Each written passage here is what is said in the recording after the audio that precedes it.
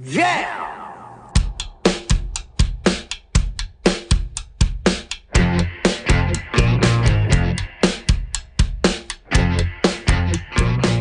It's Josh Williams here, and welcome to the One Man Podcast, episode number 19 for Wednesday, September 20th, 2017. Welcome, new listeners. Welcome back, old listeners. Or not old listeners. Old makes you sound like you're old. You're not old. You're just established. Welcome back, established listeners, long-time listeners. I think that's what we should call senior citizens maybe next time. You know, because we're always renaming it. Senior citizens, the elderly, right? I think it's just from now on we call them established. Some are more established than others. Some are so established they can barely move. But welcome back, my established listeners. Welcome to the new listeners. As usual, guys, I'm going to tell you what's going on with me, what has happened, what is about to happen in the near future. This week, I'll tell you about my weekend away with Crystal.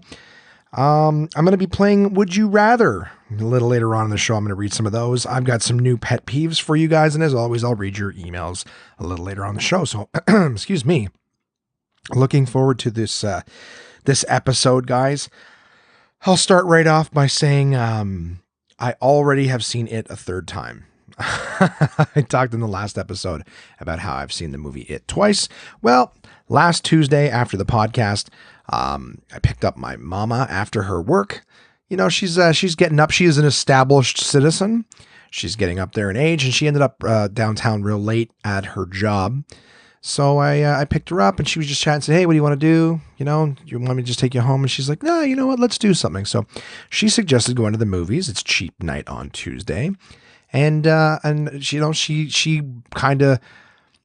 asked if there was anything I suggested. I told her it was outstanding. I'd already seen it twice, but it was a great movie. She said that she had tried to watch it. My dad got her like one of those shitty online internet copies of it that for some reason, as she was describing this, that it changed languages on her like 3 times. I don't know if any of you people, what do you mean you people?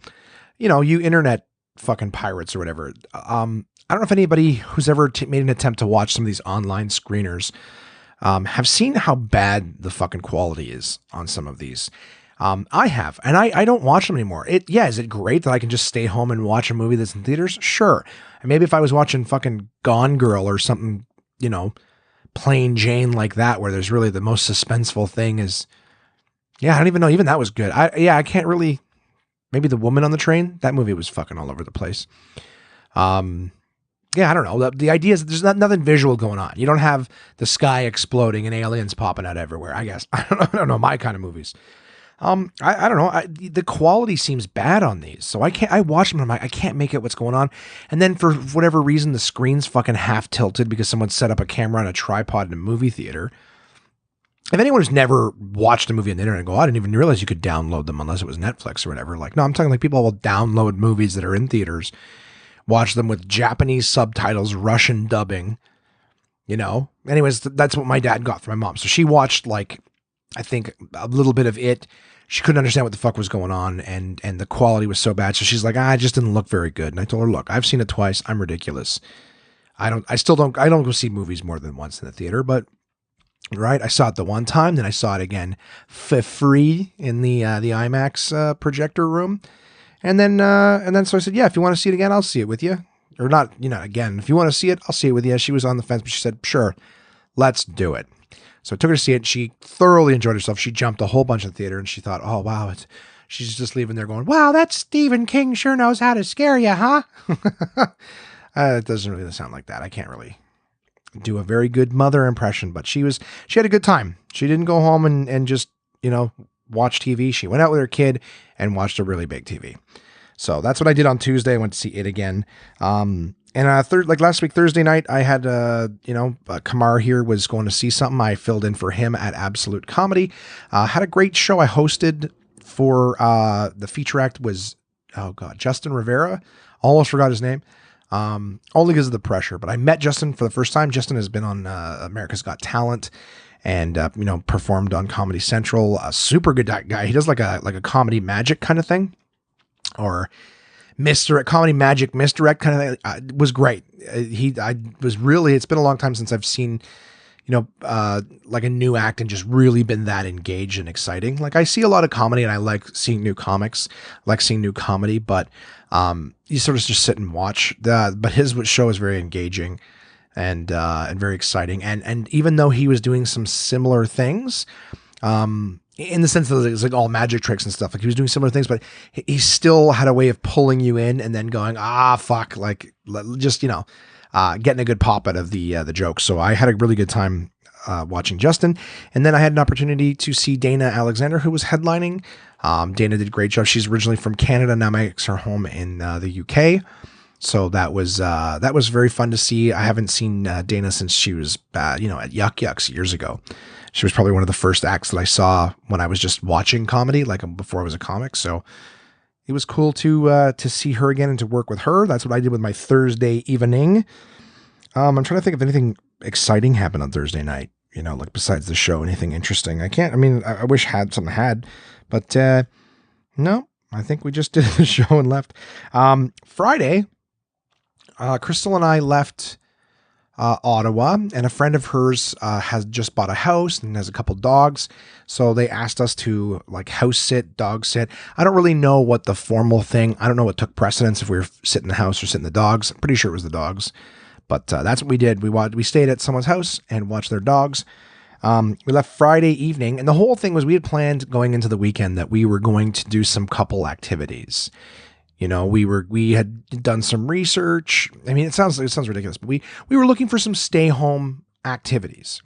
So we both Googled some stuff. I found the Would You Rather thing. Apparently playing Would You Rather in a couples context is actually a lot of fun. It's a good, a good getting to know each other connection builder, because some situations, because of how in depth they can go, it's be really good. It was also something we played around the campfire back at Mika's cottage a few weeks ago. So it was fun playing with a big group of people, but it was kind of cool to just do one-on-one. So I basically got all these Would You Rathers off the internet.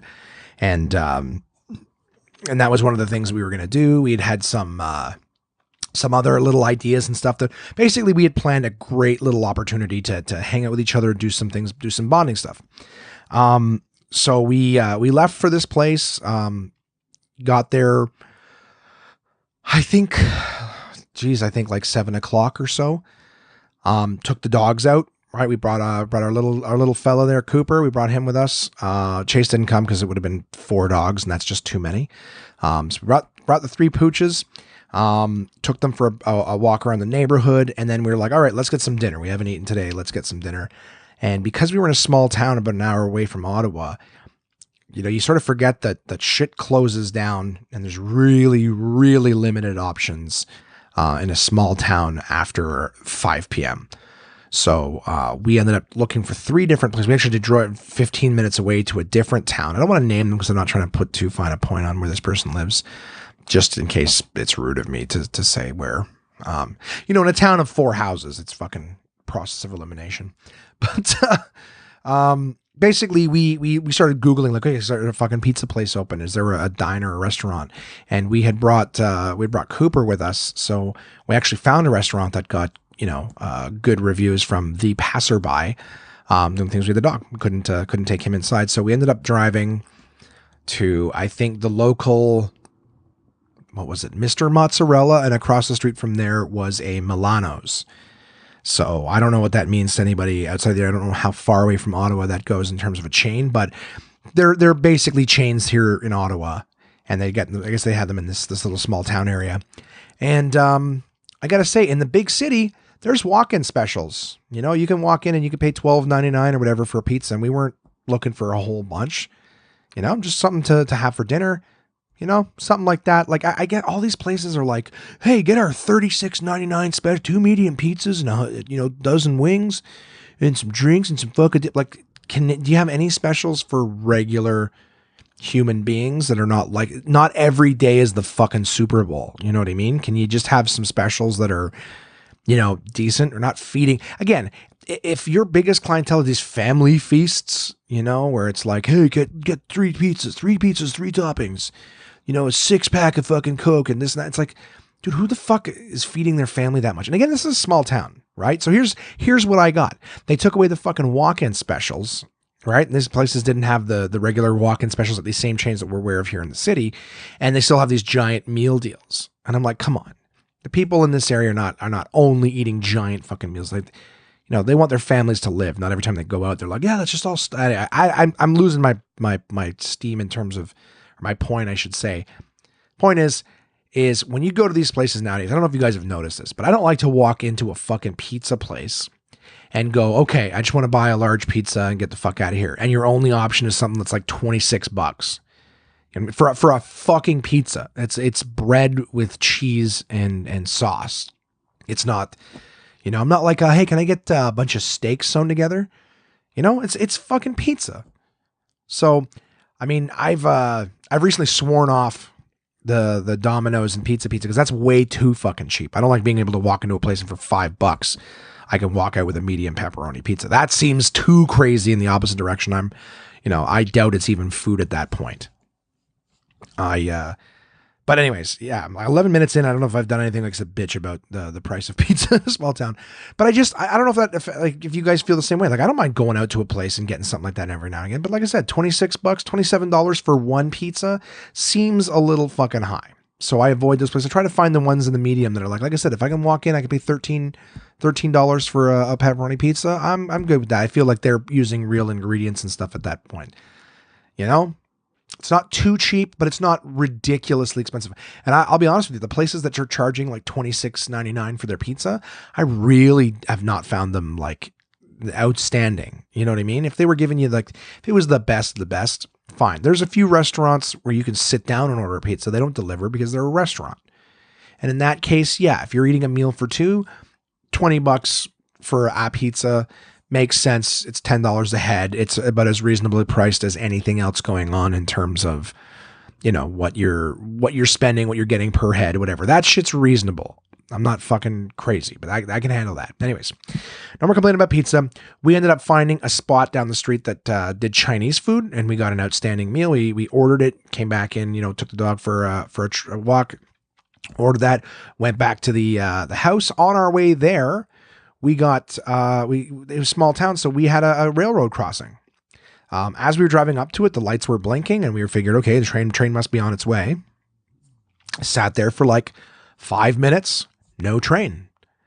There was cars on the other side of the barricade, you know, or the bridge, not bridge, the little posts, the barriers on the other side of the barriers. And yeah, they weren't moving either. Like everyone was just sort of sitting there like, okay, where the fuck is this train? So eventually we ended up backing up and driving 10 minutes around because the only road in town was like that. And when we finally, I think maybe 15 minutes later, we were driving, where the train was coming from, or at least quote unquote where it's supposed to be coming from. And we saw the train like approaching. It was probably still 5-10 minutes away from getting to where we were originally waiting for it. So I would say 25 minutes prior to a train arriving, they just closed down that street. I don't know if that's normal or an extreme malfunction at some point, but for like 15 minutes, we were joking about how like maybe the kids in the small town, that's how they get their kicks, is they trip off the sensors that barricade the roads in their small town. Which basically at, 9 o'clock at night really just pisses off one person because everyone else is already in bed. Anyways, I'm all over the map with this so far. The point is, I'm making it sound like that was my weekend, was waiting for pizza and stuck at a railroad crossing. No, anyways, the small town dynamic still fascinates me. You know what I mean? It's very cool to be at a place that like everyone sort of knows each other. Not a lot of privacy in the sense that like you do something, everybody knows your business.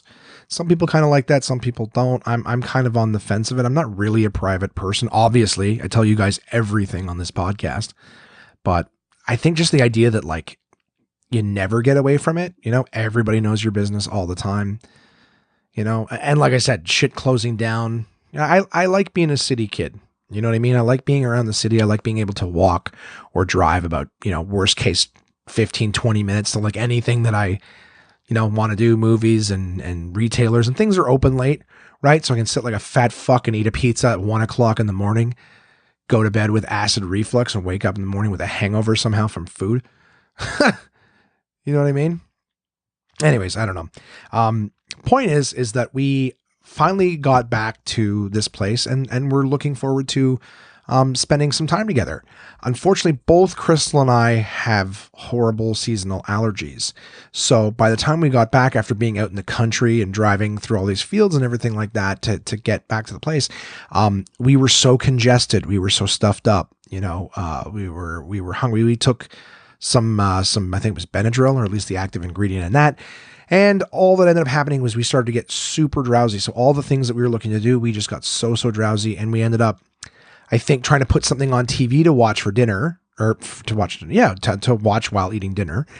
And I could not get, basically it was a technology breakdown. So instead of eating, I'm sitting there, I spent 45 minutes trying to make the laptop connect to the TV so we could watch Crave TV. We're going to watch I'm Dying Up Here. Again, I talked about it weeks ago. Good show on Showtime. Crystal hadn't seen it yet, so I was like, all right, let's start it up. I'm only a few episodes in. We'll get caught up. We'll do this. Like I said, we were both feeling a little drowsy, groggy. And that was sort of the evening. We watched I couldn't get it to work. I ended up putting on Crave TV on the iPad, and thank God I brought my portable speaker. So we were basically both curled up on these two couches in the living room, congested, drowsy, and we're both sharing an iPad to watch I'm Dying Up Here, which surprisingly enough was still a nice experience, but we started passing out, pretty early. We basically woke up after an episode and a half and went up to bed. That was our Friday. We had some drinks too, amongst, watching stuff, but for a night that originally I think both of us were really looking forward to being sort of like a bonding experience for the two of us, ended up being running around looking for food, waiting to cross the only main street because of a train that was eventually coming, to getting back super congested, taking drugs that doped us up and knocked us out. And yeah, I mean, we still had a good time together. We were there for the whole day Saturday. We spent, again, sometime woke up in the morning, had breakfast together, which was nice. We tried to get to some of us of our list. Again, both of us very drugged up, went out and got coffees and stuff like that for breakfast, took the dogs again. And then we decided that we should, take the opportunity to try to get some of the stuff off our list. So we did end up playing Would You Rather, which I talked about, which is, it's for anyone who doesn't know, Would You Rather is like, hey, would you rather, be blind or be deaf? Boom. Like just a question like that. And then you answer it. And we both took turns doing the same things. That was fun for a bit. And then we just started getting it's, I guess one of the reasons it's good too is that it basically gets you talking about your preferences and your thoughts and your ideas. So the conversation definitely deepened where we just stopped talking about the would you rathers and just started talking to each other about, our interests and our, some of our fears and things like that, why we picked this and that just basically led to deeper conversation. And that was what really, I think both of us were looking forward to, was just an opportunity to reconnect again. Just in the sense that we don't live together. I've mentioned it a few times ago. We don't live together. We see each other, a couple of times a week. But we both live very, very busy lives. I've got a lot going on. Crystal has a lot going on, and we operate at different times of the day. So it's important to, this is the part where I, do a little relationship therapy. It's important to nurture that aspect, of the relationship, is that we're important to each other. So we just try to remember, that it's more than just, getting drunk and passing out in front of the iPad together. So we basically, we played that for a while, had our deep conversation. It was nice. I was hosting the show at the Clock Tower in Westboro on Saturday night. So we did have to sort of, get ourselves ready and go back into town. Crystal came with me, of course. Fun show to do in Westboro. It's, I think, once a month, and it's in this kind of really cool little back area of this really large sort of microbrewery place. Good listener of the podcast, Chris, was there. I brought his lovely wife, Rebecca, and two of their friends. They were in town doing some stuff. So Chris from Renfrew came in to hang out with some friends that day, and they all ended up coming to the show that evening. So it was very cool to see them. Apparently they had dinner there and several pints of beer. I actually had a mild anxiety attack. Not really, but I do get these little like, oh fuck, did I fuck up? Chris had sent me a text message at 7:00, which was basically when we're getting ready to leave the house that we were at and drive back to Ottawa, right? Basically takes an hour to get there. And Chris is like, hey, we're here. Where are you, man?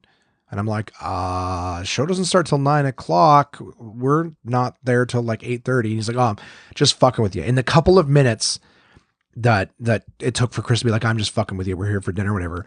I was like, is the show at 8:00? Are we fucking behind? Like, did I fuck up the time? Even though I know it's 9:00. I know confidently it's 9:00. If you give me any reason to doubt, I will doubt it. I will take it and run with it. So I remember that being the case. Good show again at the Clock Tower. It was myself hosting, Dana Alexander again from Thursday night, headlining that show. Cool little opportunity to just, go in for the evening, tell some jokey jokes and then head back. We also took the opportunity to pick up the kiddos and, we brought them back with us to the house because we were spending that night and Sunday day at the house as well, still dog watching. And yeah, I mean, like I said, it was great. Thank you to Chris, Rebecca, and your two friends for coming out. We appreciate that. Yeah, I'm sorry if it seems like I'm a little lost. I'm just trying to remember.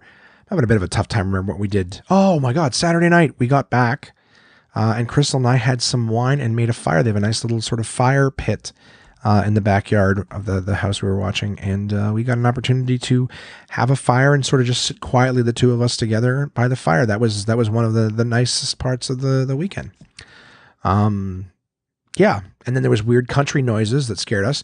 We think we took the dogs for a walk at one point and heard some crazy music that it sounded like it was coming from the next house. And then as we were walking through the neighborhood, it just said the next house. And then before you knew it, we were at this big, sort of highway road crossing, and it looked like it was coming from some farmhouse across like a cornfield.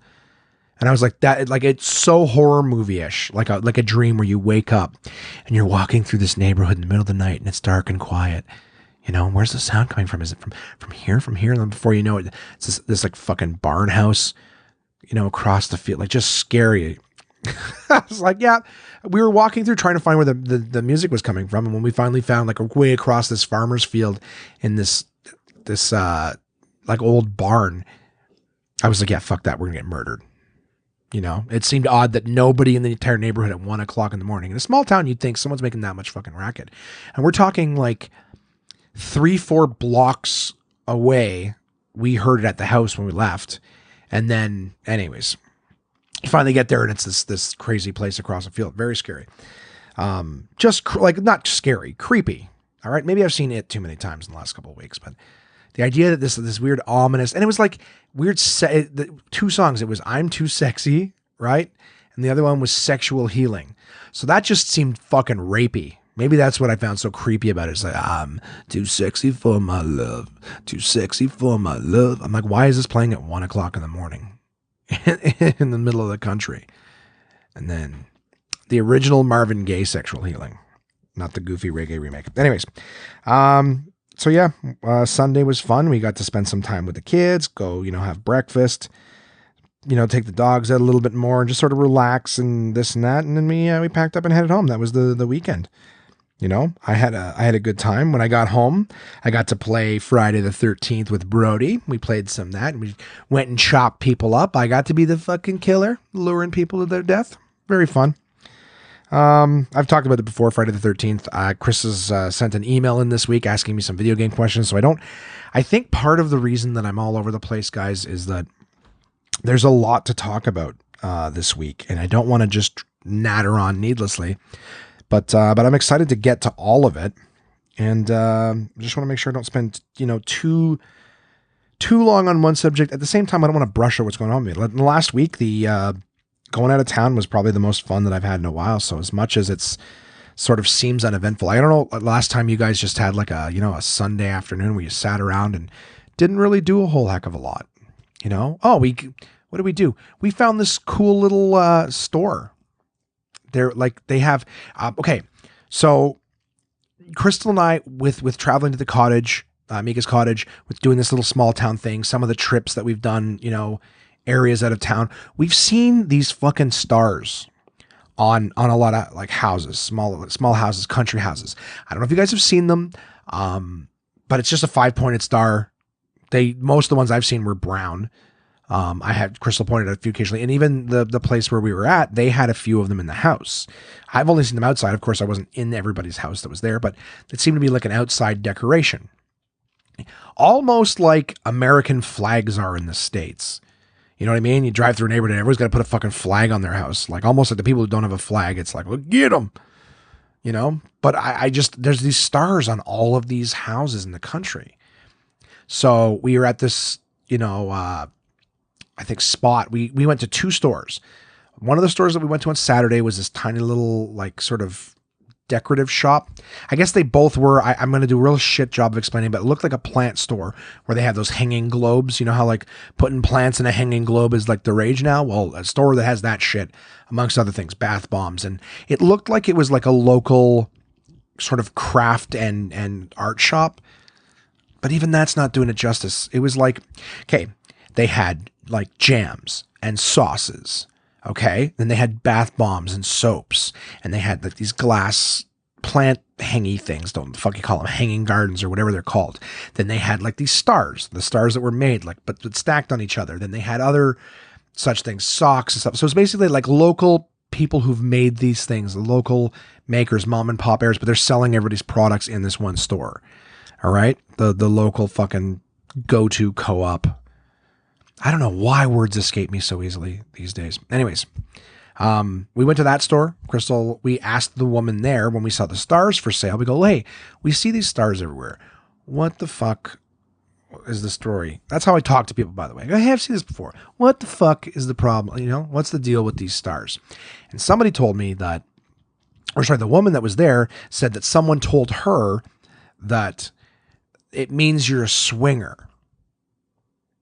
So what I said to her, I go, well, I don't, one person says it. I don't know if I can buy it. She said, oh no, like one person told me and it's been corroborated by several other people. I'm like, well, do all of the fucking people in the country, like are country folk aware of this, that it means fucking swingers? I'll tell you, the people whose house we were watching, I would be super surprised if they knew that that's what it meant, because I can tell you that they would, if they found out, they would strip them all off. Just the nature of the people. I'm pretty sure they don't want to be decorating like, hey, we're swingers, So I don't know if anyone's aware of that. Mika's cottage has one of these stars on it. Mika, you've got some splaining to do, buddy. I need to talk to your folks. But again, I think it's more decorative. People in the country see these stars and it's almost like, oh, we should do one too, follow suit. So that's what the star means. And Sunday when we were with the kids, we went out to a local chip wagon for lunch. See, now it's all coming back to me. The problem was I'm trying to remember the entire weekend all in a moment's notice. And I couldn't remember everything. I was so doped up in allergy medication. But we went out to a chip wagon, very, very reasonable priced in comparison to the pizza shops, let me tell you. But we had lunch there, and then on our way back, we saw a little sort of, again, craft shop, knick-knack, odds and ends. It was like, let's put it this way, it was like this small town's version of HomeSense. Went in, took a peek at stuff, more stars of all shapes and sizes, but we saw all sorts of different little cool things. Crystal ended up picking up some stuff, and I'm looking forward to going over and putting it up. So I meant to put that into the original story. We're just going to have to pay attention to it. So anyways, this weekend of all sorts of looking and learning and finding out and being lost and being drugged up and everything like that. I did have a good time. It was a great weekend with the family. It's like, what do we go back to now? That was basically the week, guys. I saw it again. I hosted a couple shows and I went out of town. So anyways, this weekend I figured, guys, that since I was playing Would You Rather with Crystal, and I thought it was kind of fun, an opportunity to get to know her a little bit better, her get to know me, just in our answers and our reasoning behind some things, I thought, hey, wouldn't it be fun if I did some Would You Rathers with you guys? So as always, I'm going to invite you guys to send in any emails. If you decide Would You Rathers that you have in mind that you want to throw into me, I'm always happy to read them going forward. But for now, I figure I'll pick a few of these out and we can have some fun right now. So I'm just scrolling through the list. I think I have about, let me see here, 68 of them. We are not doing that many. That's not it. I grabbed 68 of them and Crystal and I did maybe 20, maybe. So I'm just trying to go beyond the ones that her and I did and thought, do some fresh ones here. Would you rather always know when someone is lying or always get away with lying?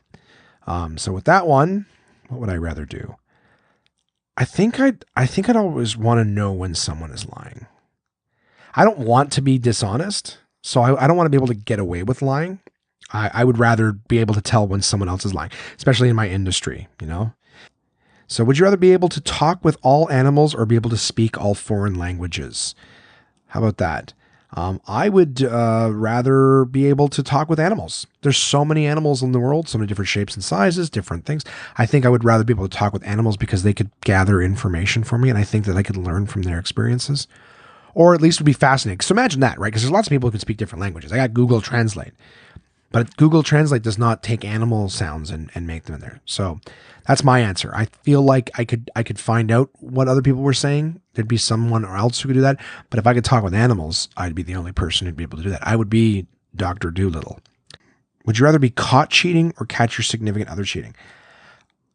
I think, you know what? I'm just going to go with my gut. My gut says I would rather catch my significant other cheating, because that would suck. But I think the idea of hurting my significant other, I think that would suck way more. So there you go. Would either rather be caught cheating or catch your significant other cheating? Would you rather be a lawyer or a doctor? I think I would rather be a doctor because I feel like doctors help people and I feel like lawyers fuck people. I could be wrong. There's times where a lawyer can really help you out. You know, you can find some good lawyers like the ones in Making a Murderer. You know, those guys who tried to help Stephen Avery. They still lost. So useless. Then again, doctors lose patients all the time. So yeah, I mean, for me, it still seems very simple. I'd rather be a doctor. I'm very squeamish. But I don't feel like that's a good enough. I'm squeamish in the sense that I'm fucking like, I don't know. Have you guys ever, it takes me back to pizza, like the earlier conversation. Have you ever been watching, like you get some pizza, you sit down, you go to watch TV when you're eating, whatever, and you flip through the channels and you hit like one of those fucking open heart surgery Ugh, fuck, that's upsetting. Have you ever done that? Just walking and then just performing surgery on a channel? That's fuck. Ugh, making myself sick thinking about it. So like I'm squeamish in the sense that I can't watch a fucking heartbeat while people are sucking shit. Sorry.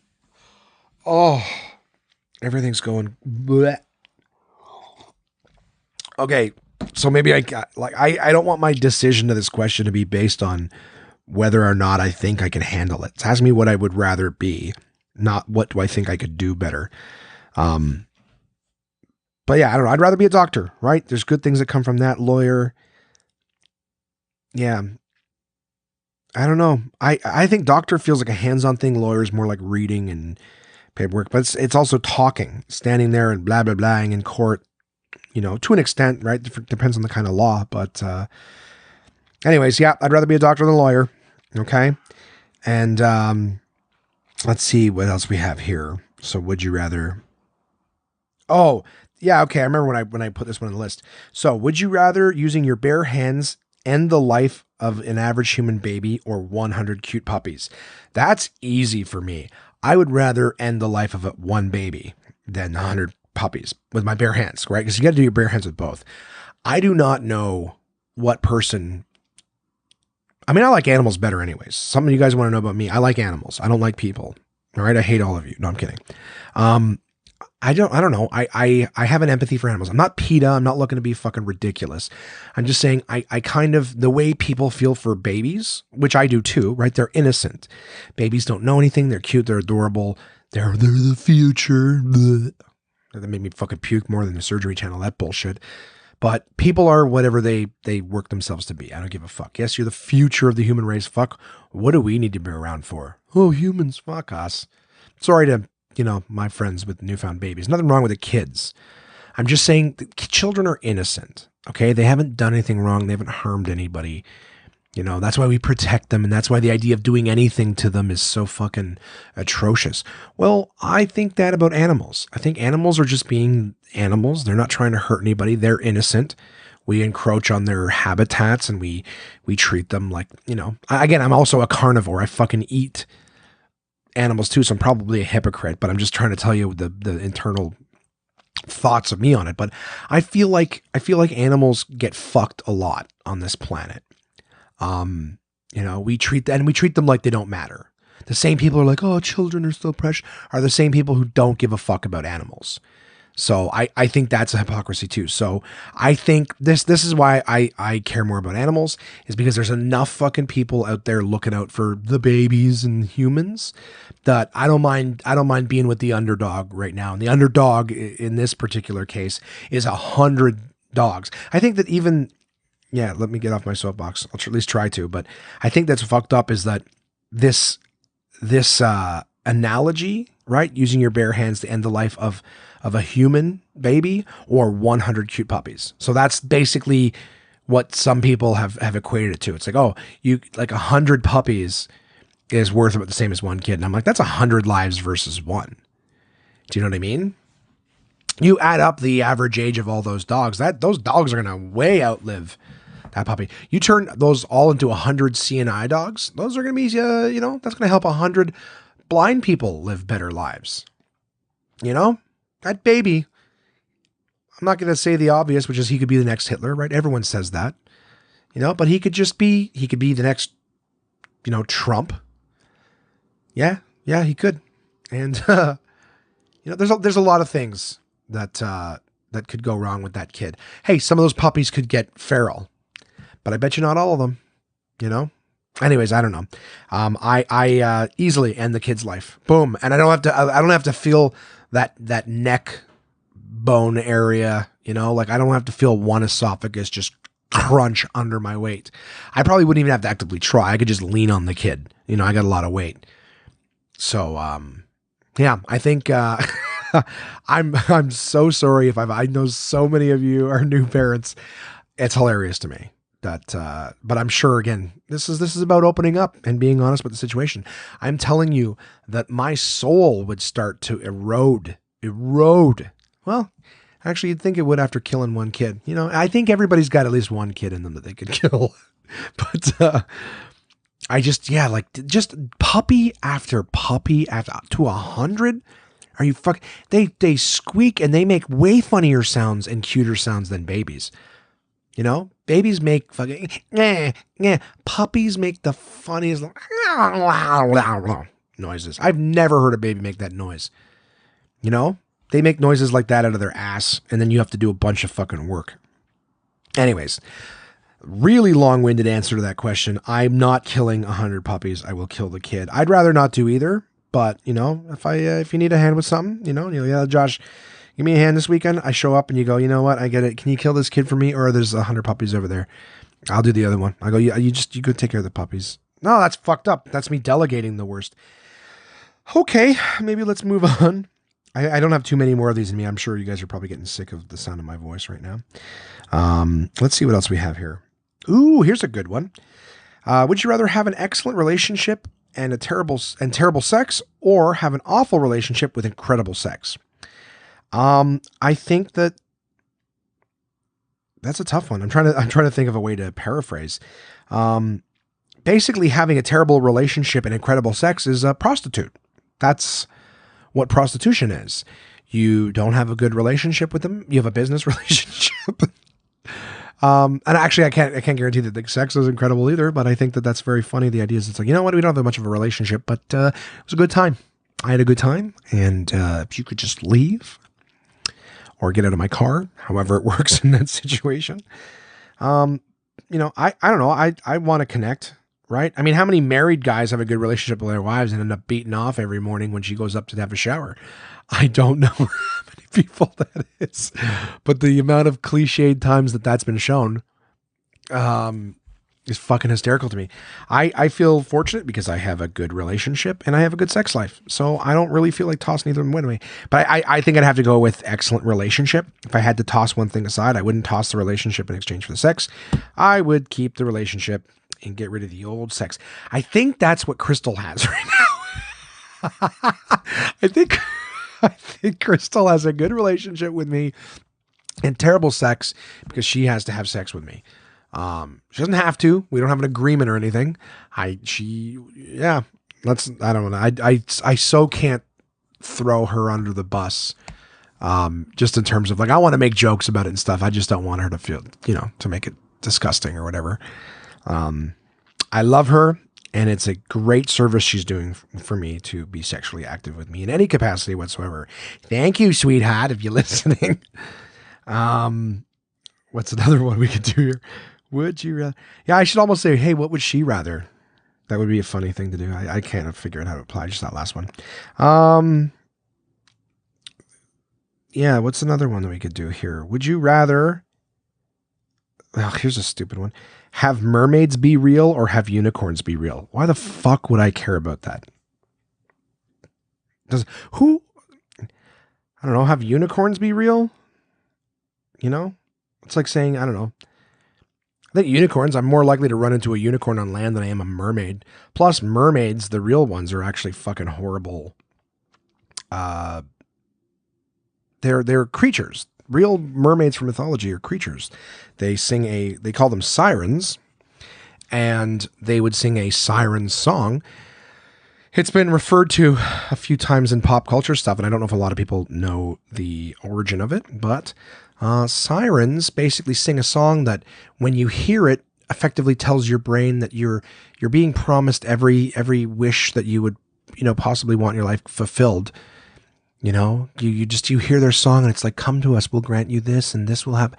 It's basically just complete and utter contentment and joy. And what would happen is they'd lure you to them and then they would eat you because they were creatures. So it was basically like fucking Pennywise. Oh, the It references. Just lure you to them and then eat you. And I was actually watching Shark Tank last night, as I've been known to do in the last few weeks.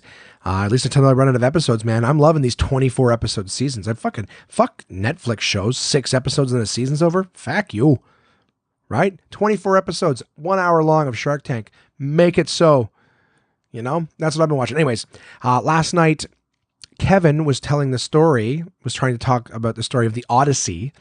And he said that, Ulysses was on his ship and Ulysses asked people, I'll tell you guys the story in a second, but basically he was referring to the character Odysseus, not Ulysses.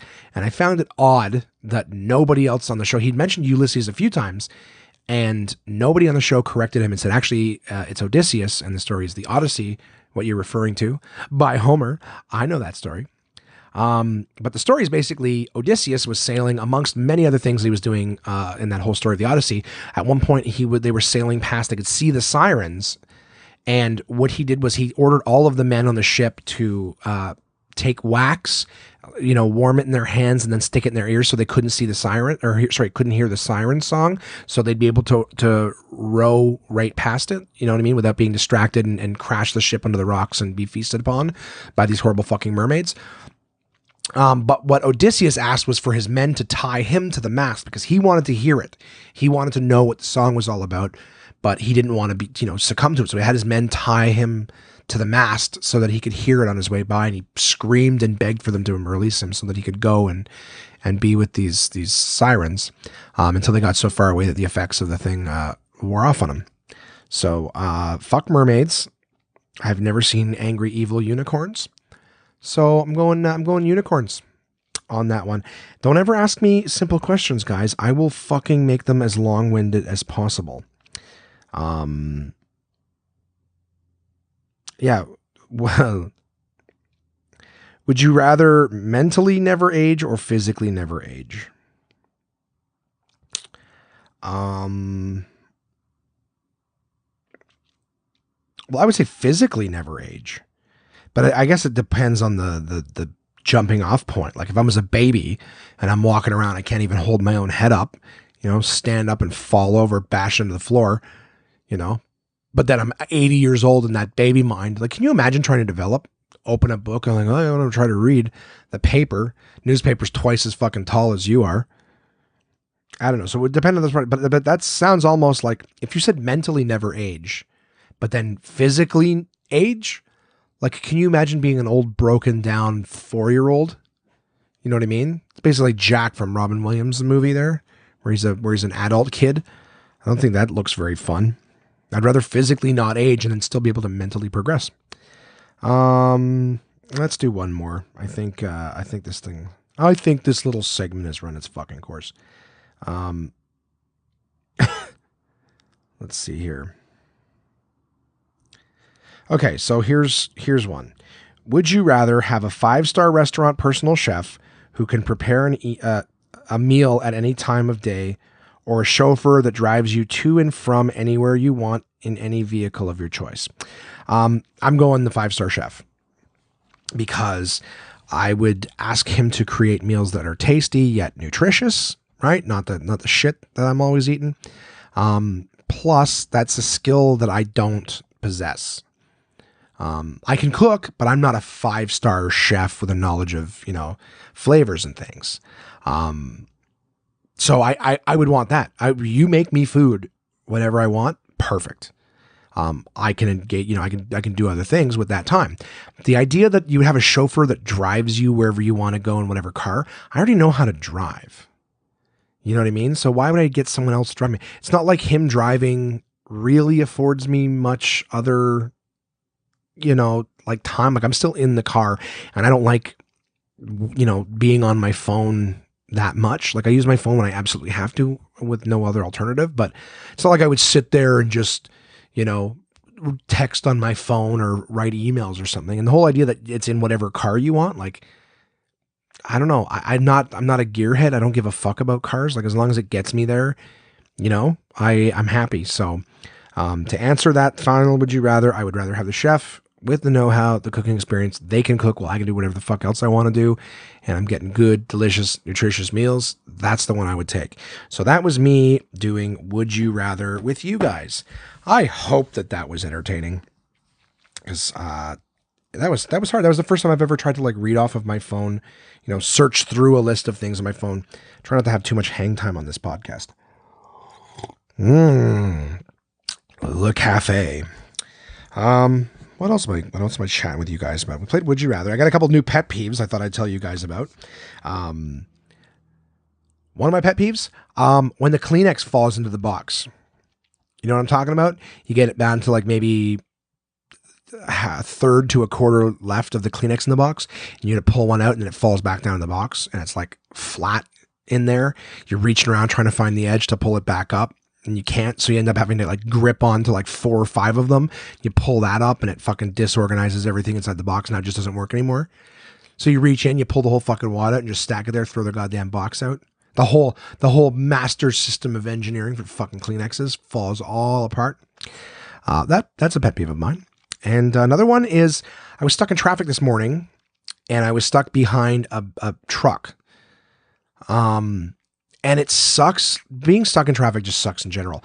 But I hate being stuck behind something huge, because I can't fucking see what's going on. You're trying to look and see, okay, well, what's the hold up? And there's just nothing to see except for the back of this fucking truck. And the same is true if you're standing in line behind a tall person. Not their fault. It's not the truck's fault either. It's just super annoying. I think a pet peeve of mine is being stuck in a situation and having my view obstructed. I think that's what it is ultimately. But I hate being stuck in traffic behind a bus or a truck or whatever, because I can't see what the fuck's going on. I can't even see if maybe the traffic is thinning out. Is it an accident? What the fuck is going on? And just blind. I think that's what it is being blinded and stuck in a position. And same thing, you're stuck in a lineup. There's a tall person in front of you. So you're like, okay, I think that maybe you guys are like, well, what the fuck? I mean, you're standing in line, regulated lines, right? In movies, they have the roped sort of lines. So I'm talking about not you just walk away from them, take a look, and then walk back in your spot. But I'm thinking say food court, stuck in a line behind somebody. Can't read the menu because they're so fucking tall. They're blocking everything, and there's limited space to move around and look. So I think it comes back to having the view obstructed. But yeah, that's a little pet peeve, is being stuck with your behind something that's obstructing your view. That's all. Just a little pet peeve. That's all these are. They're not my pure angry hatred. It's not like I sit around with a voodoo doll and just try to kill someone who's mildly bothered me a little. So that's my new pet peeve.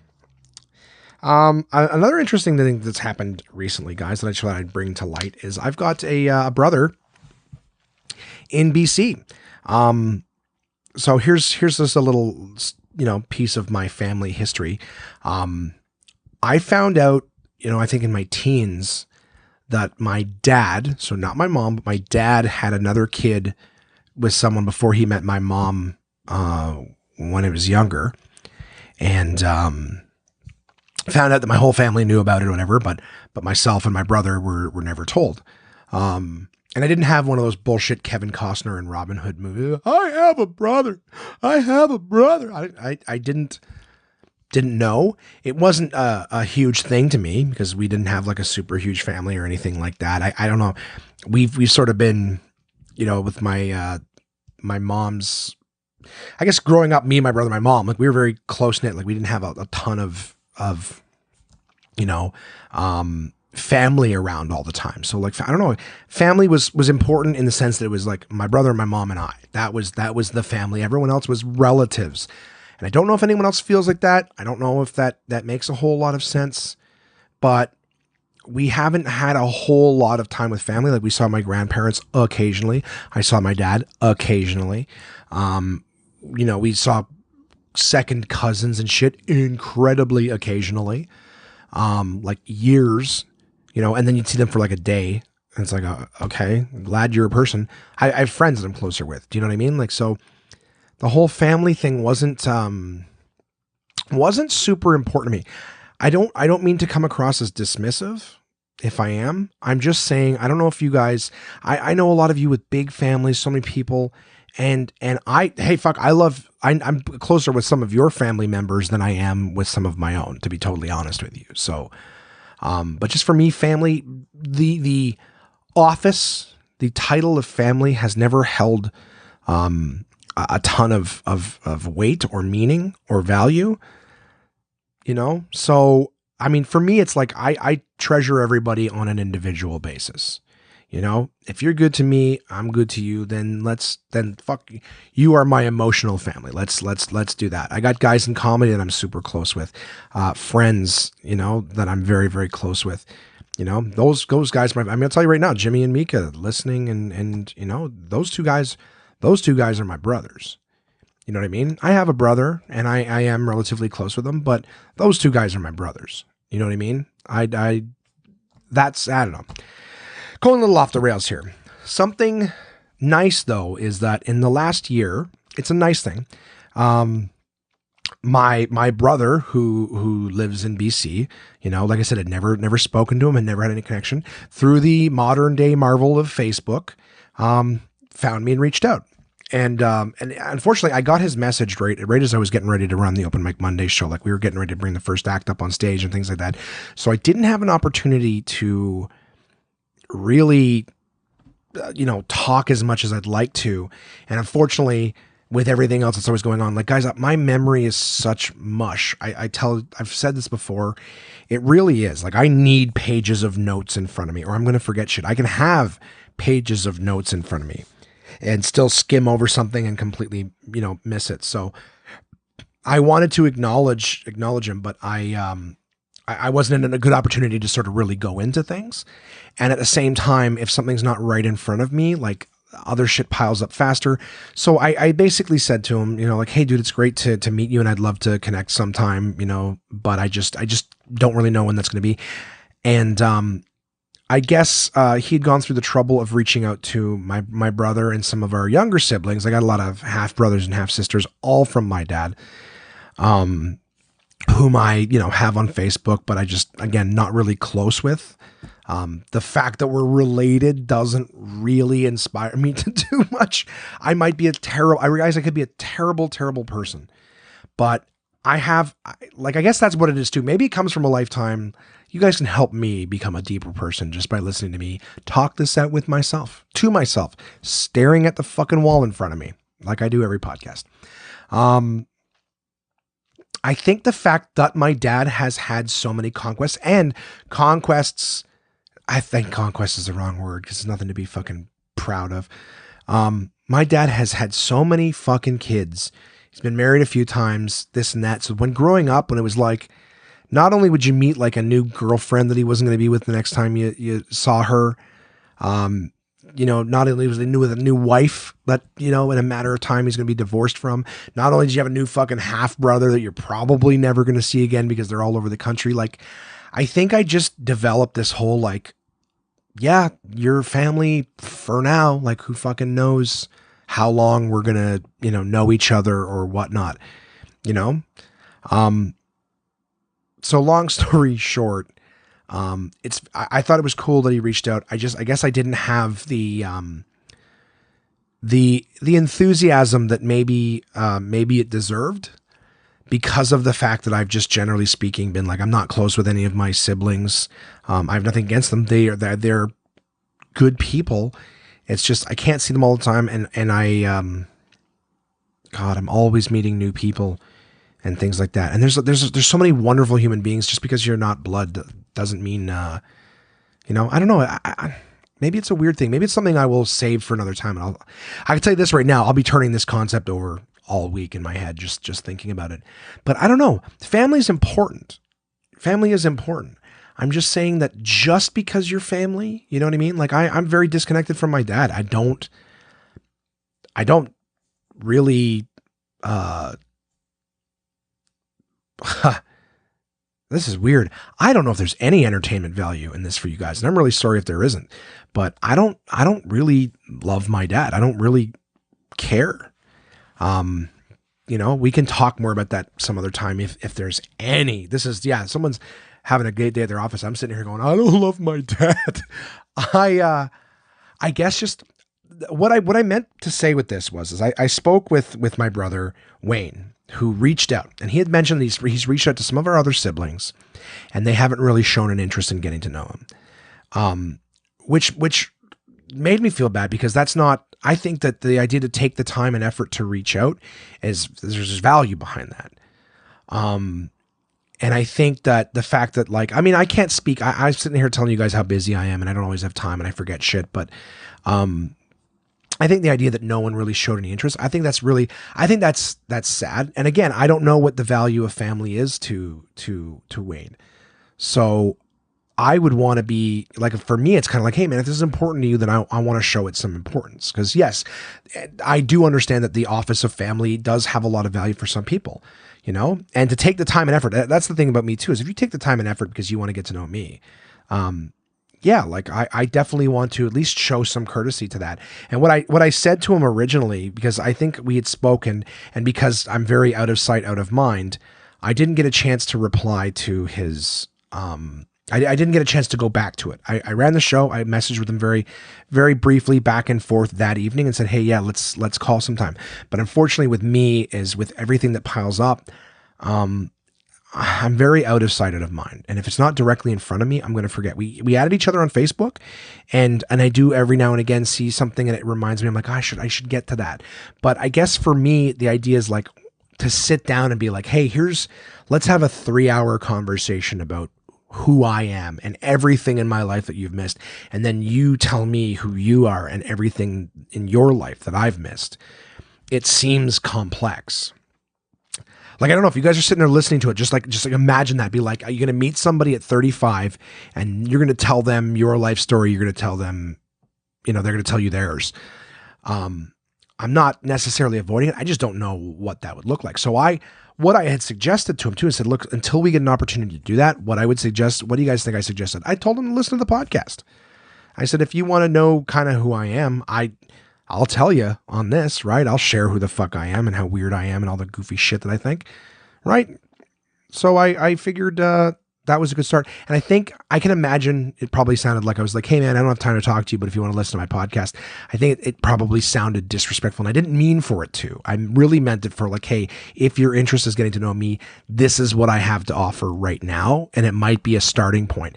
And it sort of lets me not necessarily segue, but at least address the fact that I want to say to a lot of my listeners, because I know that it's still growing. The podcast is growing, and I appreciate the fact that you guys listen to this every week. It really does mean a lot to me, which is why I try to delve as deep as I can to the things I'm talking about. So you really know, what's going on with me, how I feel about shit. I also too want to, I can't do it here. Give me 1 sec here. Just because I want to forget, because I have another friend of mine who I've been meaning to get a hold of for some time. And I'm just going to put this little note down here so I can reference his good sir as well. that's why I put it down there. I was actually speaking with Wayne today. It was his birthday, so I wished him a happy birthday and just said, "Hey man, I know we haven't had this yet." And I took another stab saying, "Hey, you might want to listen to the podcast." Because I think the last time I talked to him, that's when he was telling me that sort of he's reached out to my brother, my brother Aaron. He's reached out to, my half sister, my other half brothers, and just people didn't seem to be, responding. So he goes, "You know what? I'm not going to keep making the effort. If nobody really wants to get to know me, then that's fine. I just think it's kind of sad."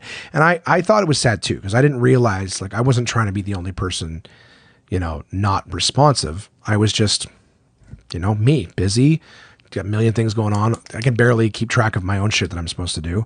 It's not really an excuse, but again, at the same time, if you know anything about me, I'm not out there to make anybody feel bad, and then, to make it basically to let me know plain and simple that my lack of initiating that conversation and stuff was, sort of making someone feel like, oh, nobody gives a fuck.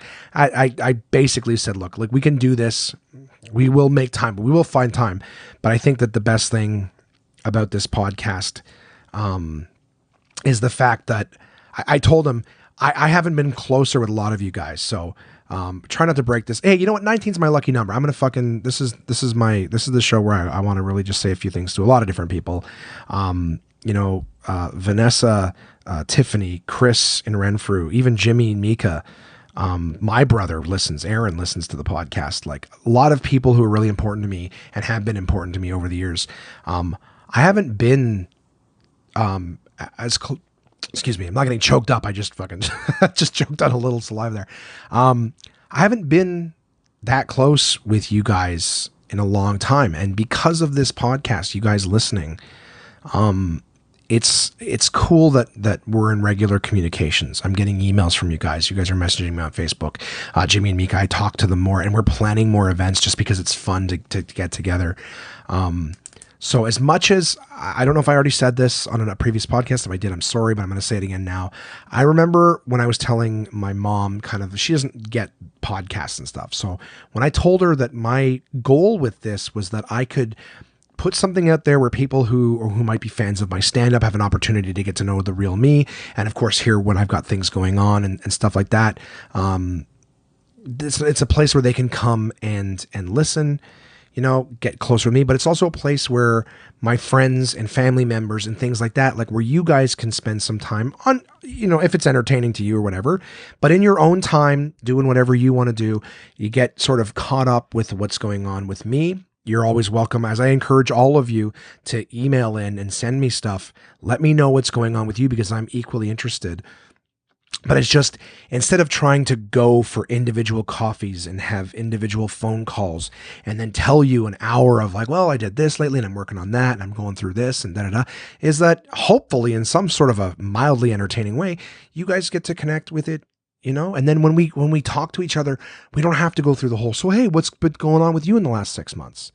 I haven't seen, Vanessa, you're in London. I haven't seen you in years, but what's going on with me, what struggles I'm going through. You're emailing in. I know what's going on with you and what you're working on, so that when those moments where we all get to connect and get together, we don't have to go through, hey, so tell me about the last year.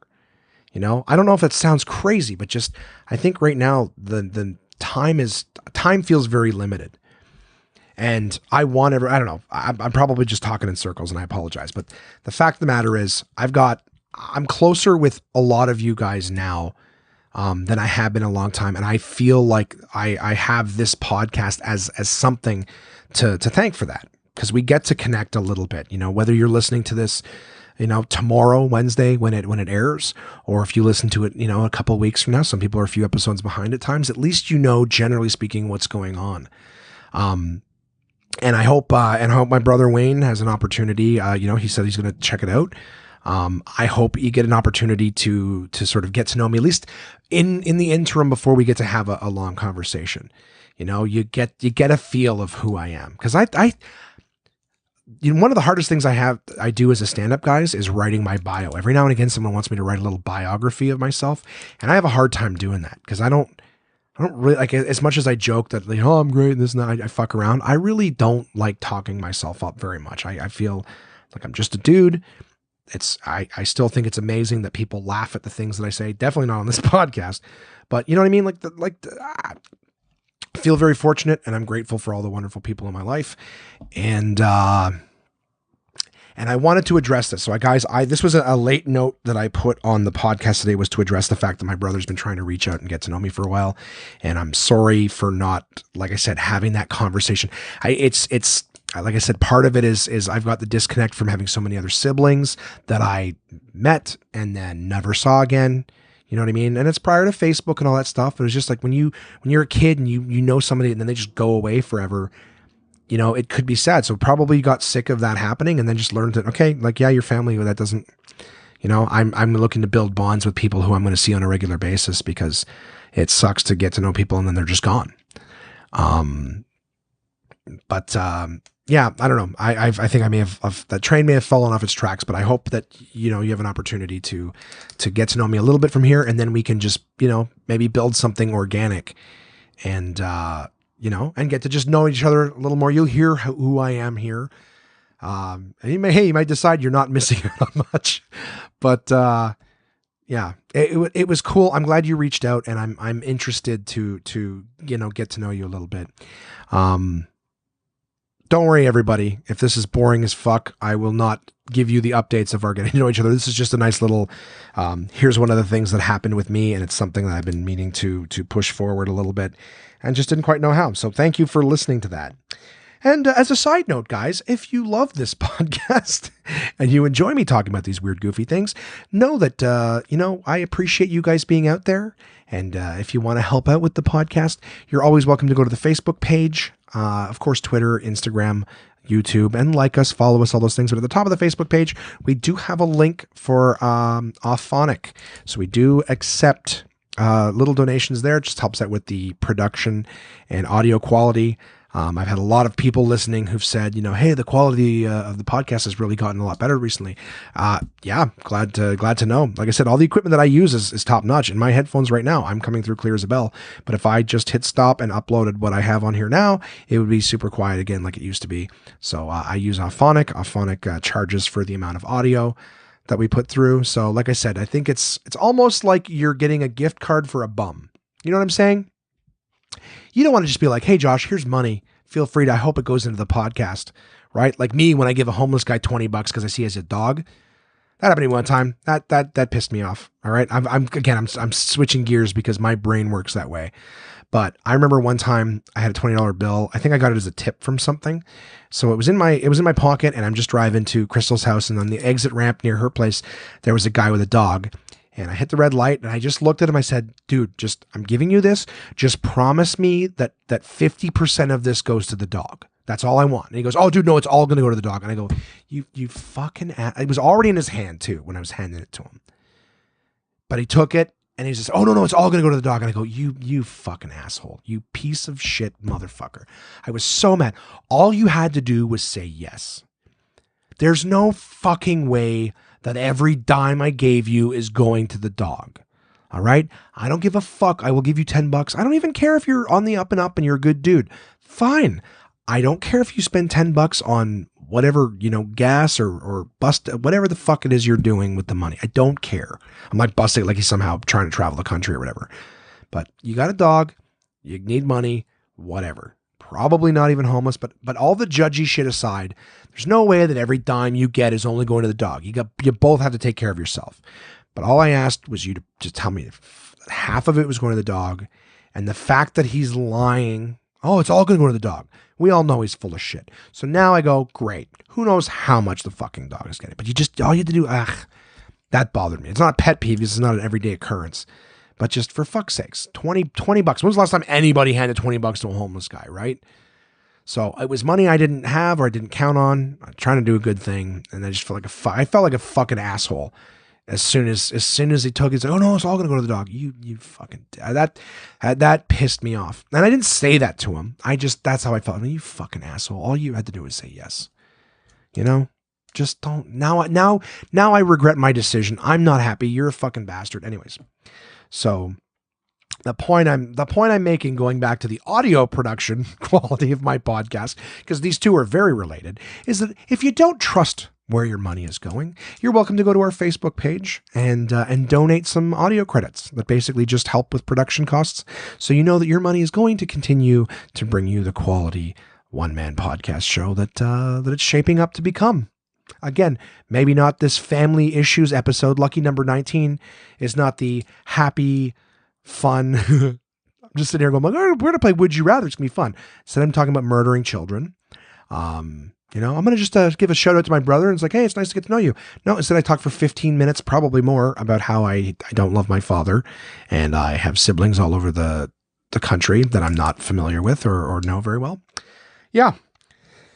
What else? What other shit have you got to talk about, Josh? You fucking dick. Well, I'm looking at my notes here. I have a section on my notes where I put like what I'm working on, what I'm watching, what I'm listening to, what I'm reading. And my buddy Dave has lost a lot of weight. I gotta say too, like there's even other people on the list that I forgot, like Jason out in the country. I don't want to say your last name just out of respect, but Jay, you've donated some credits to the podcast, but you're also a good friend. It was great to see you at Johnny's bachelor party, and I'm glad that you're listening too. It's cool to connect with you two again. As always, my good buddy Dave, who I'm about to talk about here. Dave is a great friend.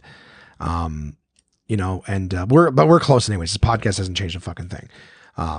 But Dave's a good buddy. But speaking of this, Dave was like me. He was a larger fella, a bit of a fatty.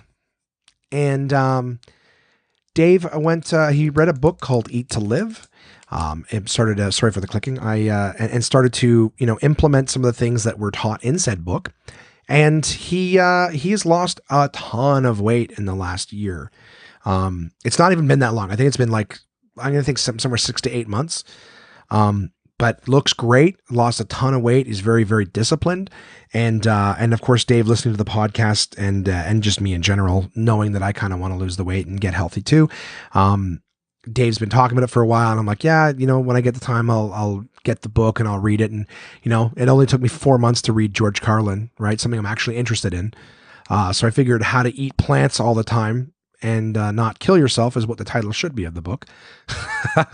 But, I'm sure he knew it would take me some time. So what Dave did for me today, as a matter of fact, was he got one of those audiobook apps. Don't remember the name of it, but got an audiobook app that basically just lets you download audiobooks, and then got the book for me on that platform. So I can listen to this now while I'm doing rideshare, while I'm working on my taxes or doing computer stuff. So the book is called Eat to Live. I don't know what I think of it yet because I haven't listened to it. But I did put it under what I'm listening to section. So Eat to Live is something I'll be starting today. When the podcast is over, probably while I'm doing the editing or whatever, I might, not editing, but processing. Yeah. And that's the thing. I'm also starting to read the Dark Tower series again. After seeing the movies, I believe I mentioned to you guys that I was looking to do that. I'm looking to read the series over again. And of course, as always, there's like seven or 8 books. When I'm finished them, if anybody wants to read them, I'm happy to ship it to you. Contact at One Man Podcast if anyone is interested in reading them. I've read the first 4 books. They're very, very, very good. I'm starting over again only because it's such a long story to have been probably close to a decade since the last time I read them. I don't want to, forget and, well, what the fuck is this? What the fuck is that? Who was that again? I'm just going to start reading them over and try to plow through them. So if anyone is interested in them, I have, I have the entire series that I'm effectively going to send out. So if anyone wants them, let me know. I actually ended up getting like a box set of the new ones. I got a box set, a really good price on Amazon. Again, courtesy of Dave. Dave's got a Prime account, so free shipping. Dave got that for me. And and then of course I actually just last night at Crystal's saw that I have book 5, 6, and 7 here at my house, and I saw that I thought I'd lost copies 1 through 4, and I was at Crystal's house last night, and I just happened to see on her bookshelf that that's where my number 1, 2, 3, and 4. I must have given them to her because I'd already read them, and so I didn't need to buy the set again, but I did, which means I have a set to give away. So if anyone's interested in reading it, I'll send you the first book. And if you want to keep reading, go from there. If anyone else is in the series, I don't know. I got fucking books. If you want some books, Dark Tower by Stephen King, let me know. I basically just want I think that the idea that, you know, sharing stuff with you guys, I don't know, just feels not wasteful. Why have a book sit on a shelf? I'm not a collector. Done with the book. If somebody wants to read it, let me know. I'll send it to you. It's weird that there's a series because it's kind of hard to share. I'll send the first book to the first person, and then when you're done, you send it to the next person. I'll send you book 2. Sounds like the old Netflix when you put a DVD in an envelope and send it back, and you send them back, we'll send you some more. You know, you clean your plate before you get seconds. So, yeah, that's what's going on. I'm going to read the Dark Tower series again, and then hopefully move forward and finish it once and for all. I've already read the first 3 books twice. I read 1, 2, and 3, stopped reading them. Wizard and Glass came out, super thick, couldn't remember the story, read 1, 2, and 3, and then Wizard and Glass, and then started number 5 and stopped, and guess what? Got to start over again. So that's that, guys. That is that. I think I'm done with the early part of the podcast. The first podcast part of the podcast is over. We're only over an hour so far. I guess, well, yeah, well, you may as well move on to the sponsor part. Oh, no, I made a note here and I wanted to address this person. Mark Forster, also another very cool dude who is a big contributor to the podcast in terms of, you know, emails and content and, you know, sharing experiences and stuff like that. Mark, there's an experience that Mika has written in later in the show in terms of all the different things that you're excited to do and try. Not, you know, not your typical go out and thrill seek, but I think this might be something you're interested in. Of course, I'll share with all of you guys later on in the podcast. But for now, it is time to, I just want to say, of course, like I said, too, Mark, thank you. I put all of you guys in that same list, everyone who's contributing, stuff like that. Again, thank you to all the listeners who may listen every week and, you know, and not, you know, I don't know who you are. I don't know much about you, but just please know that I am grateful for the fact that you keep coming back and listening as well. And please don't ever hesitate to reach out, guys. contact@onemanpodcast.com. I love hearing from you. And like I said, as much as I'm trying to let you guys know what's going on with me, I am very fascinated to know what's going on with you. And I appreciate all the people who message me on Facebook. Some people don't write in, but you guys message me. Totally cool. Appreciate that too. So yeah, moving on. I have got the article this week from our friends at portablepress.com, which is Uncle John's Bathroom Readers, guys. And this week I'm reading an article from Uncle John's Bathroom Reader Plunges into the Universe. And on an episode that I thought would be long, I don't know why I picked a 4-pager, but it felt like it kind of coincided with some of the stuff I've been talking about lately. So this article was basically, it's called 10 Science Fiction Books Even Non-Geeks Would Love. So what it is I'm a fan of science fiction. It's not my number one. Like, I like horror, I like fantasy. In fact, science fiction and fantasy tend to share the same category. Like on Netflix and stuff, it's like sci-fi fantasy is one section. So they tend to blend that shit together. Even horror is one section, right? You know, horror and thriller, they separate those in two different sections, but sci-fi fantasy, where one could be space, the other one could be fucking Lord of the Rings, you know, past and future and all that shit, you know, dragons and then fucking space aliens. That's all the same. So, but I dig all that shit, right? I've been talking about it because I like horror. I've been talking about the Gunslinger and the Dark Tower series, which is the same. But it's kind of like, it's not sci-fi, it's, you know, fantasy, but I like the sci-fi shit too, right? Like I watch the Marvel movies. I like anything that's fucking imaginative and creative. But it's not for some people. Crystal is not a sci-fi fan. The episode 2, we talked about, you know, the birthday of watching the fucking Alien movies and how goddamn bored she was. It took me 30 some years to get her to watch the Star Wars trilogy. This is not a complaint. It's just people have different tastes, right? So this article, the reason I'm bringing all this stuff up, guys, is because of the fact that this is a list of books for people who are not necessarily sci-fi fans, who may be interested in a type, you know, sci-fi, or if you've never been a sci-fi person, you're like, well, what do I start with? You know, these are also books, not the movie adaptations. There are some of these that have become movies. These are the books. So getting right into it, guys, this is called 10 Sci-Fi Books Even Non-Geeks Would Love. So I have a little sip of coffee here. About to do a lot of reading, so I may as well keep the whistle wet if I can. Oh, yeah. There we go, my old water bottle. All right.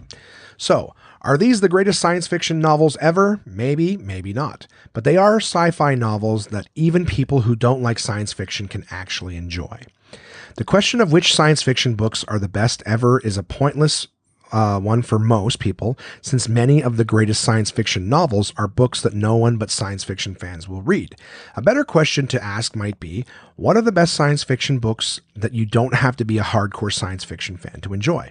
We scanned our library and came up with these 10, well, 12 in parentheses, books that not only provide great sci-fi fun, but also are approachable enough for the casual reader. Some old, some new, but all good reads. Number 1 is Dune by Frank Herbert. David Lynch made this book into a 1984 film that was so incomprehensible that the actual novel, 600 pages on the future of religion, politics, desert ecology, and drug trafficking, looks positively streamlined in comparison. When the book came out in the mid-1960s, its multiple story threads were daunting.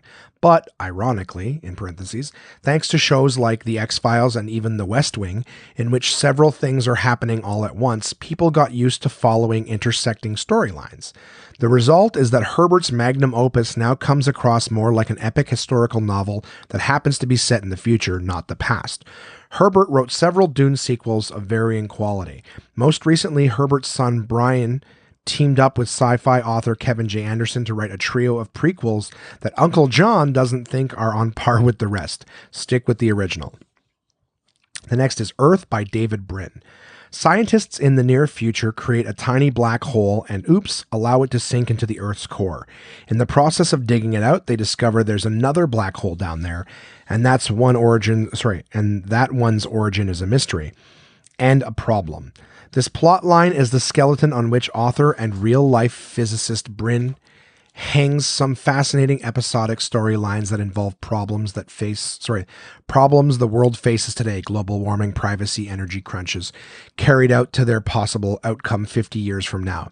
Originally published in 1991, Earth has already pegged a couple of items correctly, which as a version of the World Wide Web and the items correctly, such as a version of the World Wide Web,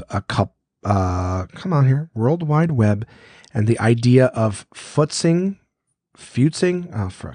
with old movies using new computer graphics. Let's read that again. Fuck's sakes. Earth has already pegged a couple of items correctly. All right, so far so good.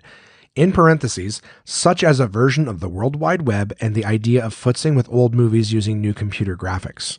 Well, that doesn't, remaking movies with new fucking shit? Plus, scientists have begun trying to generate tiny little black holes in labs. Some imagine that what else Brin might eventually be right about. Okay, so basically it's a black hole that sinks into the Earth, and then they find another black hole, and it's like, oh, fuck, what could happen? Alternate realities? That's what I'm understanding from that. The next one, Ender's Game and Speaker for the Dead by Orson Scott Card. Super smart child warriors are used by the military to battle an invasion of bug-like aliens. That's the setup of Ender's Game.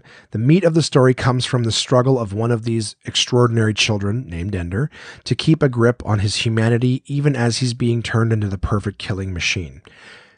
Card sets up a lot of questions about morality, war, and man's purpose in Ender's Game.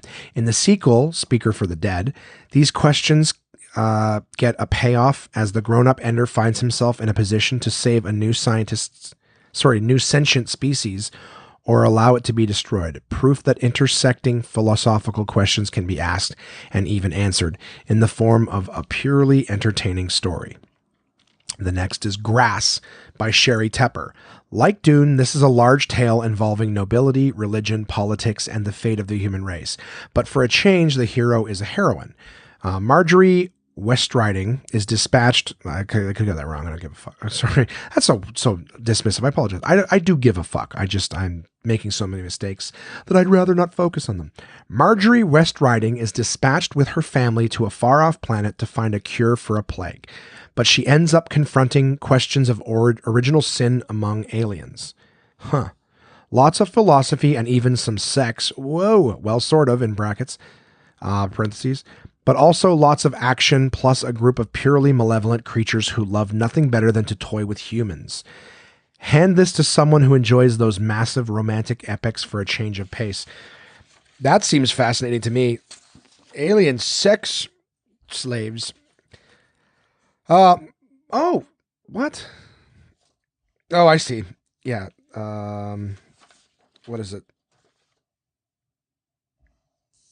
What did I do here? Did I fuck something up? Sorry, guys. I got 4 pages and I'm holding them. I used to tape them down, but it's too much. Ender's Game, yeah. For a change of pace. Okay, sorry. The next is Hitchhiker's Guide to the Galaxy by Douglas Adams. I don't know why I felt like that page was done. There's a giant paragraph at the bottom. Sorry. Hitchhiker's Guide to the Galaxy by Douglas Adams. Earth is destroyed to make an intergalactic bypass, launching the interstellar travels of one completely ordinary and befuddled human being named Arthur Dent. Geeks love this one, but for the right reasons, namely because it'll make you laugh so hard that you may vomit involuntarily. Note that this is humor of the distinctly British Monty Python-like variety, so if you're not into that, you may wonder what the fuss is about. But if you ever laughed at Monty Python and the Holy Grail, or even A Fish Called Wanda, you'll be laughing at this one too. Hitchhiker has several sequels, each progressively less funny than the one before, but still worth a chuckle or two. The following, Hyperion and Fall of Hyperion by Dan Simmons. It takes guts to snatch the format of the Canterbury Tales and use it to crank out epic science fiction, but the extraordinarily talented Dan Simmons, who also writes bang-up horror and action novels, is just the guy to do it. Over the course of these 2 novels, Simmons creates a galaxy-wide human civilization that's pitted against a mysterious enemy. Hyperion uses the overlapping stories of a clutch of pilgrims to paint the picture of this future civilization. Fall of Hyperion describes its downfall as seen through the eyes of a clone of the great romantic poet John Keats. Great storytelling, great action, great plotting, not just a couple of the best science fiction novels ever, but 2 of the best adventure novels in a long time period. All right. This is quite the glowing review. The next, The Martian Chronicles by Ray Bradbury. That's a name I know, Ray Bradbury. I think. Probably not. Is that the Bradbury Mysteries? Is that a thing? This one shows up on a lot of high school reading lists, and for a good reason. It's a fine combination of science fiction and fantasy, and an increasingly neglected literary form, a series of short stories hung together with a single thread. They all take place on Mars. The stories include encounters with real live Martians, who may or may not be happy to see humans, the stories of the humans who leave Earth to come to Mars, and in the end, the stories of the humans who are left behind, each short enough to be read in a single sitting. It's Bradbury at the top of his form, which means these are some of the better short stories you'll find almost anywhere. The next, Perdido Street Station by China Miéville. Just in case any of you guys are trying to look these up. China Miéville, M-I-E, accent aigu, V-I-L-L-E. The perfect book for anyone who thinks that science fiction can't be literary and or adventurous in form. Miéville's genre buster of a novel is not unlike what you would get if you spliced together the genes of Charles Dickens and horror master H.P. Lovecraft and raised the resulting creature on the writings of Orwell, Huxley, and Philip K. Dick, the fellow who wrote the story that was the basis of the movie Blade Runner. It's difficult to describe the novel, except to say that it involves mad scientists, interspecies romance, vampiric moth creatures, Tammany Hall-like urban politics, the value system of alien species, interdimensional spiders, and a rip-roaring final action scene that takes place on the rooftops of a city you really can't imagine. All written by someone who uses the English language like Yo-Yo Ma's use of a cello. Fabulous writing regardless of genre. We're on the last ones, guys. Last 2. Snow Crash by Neil Stevenson. William Gibson's Neuromancer, looks like Necromancer, but it's Neuromancer, may be considered the first cyberpunk novel. But the fact is, it's kind of a deadly bore. Snow Crash, on the other hand, is a real hoot right from its first scene, which involves a madcap pizza delivery and is written with the same sort of delirious cinematic urgency that you'll find in the best novels of William Goldman, Marathon Man. The novel's plot involves a computer virus that, get this, dates back to Sumeria, but it doesn't really hang together, so instead enjoy the book for its great portrayal of both an insanely balkanized America, and a huge cyber world so vividly imagined that a whole bunch of internet companies bankrupted themselves in the 1990s trying to create a world just like it. Also, any book that features a large Aleutian, Aleutin. I love doing that. I say it and then and I spell it in case I'm wrong. So any book that features a large Aleutian with a nuclear bomb in a motorcycle sidecar with the words poor impulse control tattooed on his forehead is one you know you're going to have fun with. And the last one, Stranger in a Strange Land by Robert Heinlein. The expiration date for this novel and its ideas regarding love and sex and human transcendence has sort of passed. People used the novel for years as a foundation for their own desire for hippie polygamy, and now they don't so much. But it still makes for a good read for two reasons. One, Robert Heinlein wrote damn fine dialogue, which makes him more fun to read than most other writers today. And how sad is that, since Heinlein's been dead coming up on 15 years now, and I don't know what year this book came out, so it could be much longer. Two, Heinlein thought seriously about the nature of God and the interrelationship between God and his followers, which is interesting to contemplate even if you're not interested in the polysexual hijinks. Also, Jubal Harshaw, the cranky old man who counsels the stranger like a dyspeptic, Dyspeptic,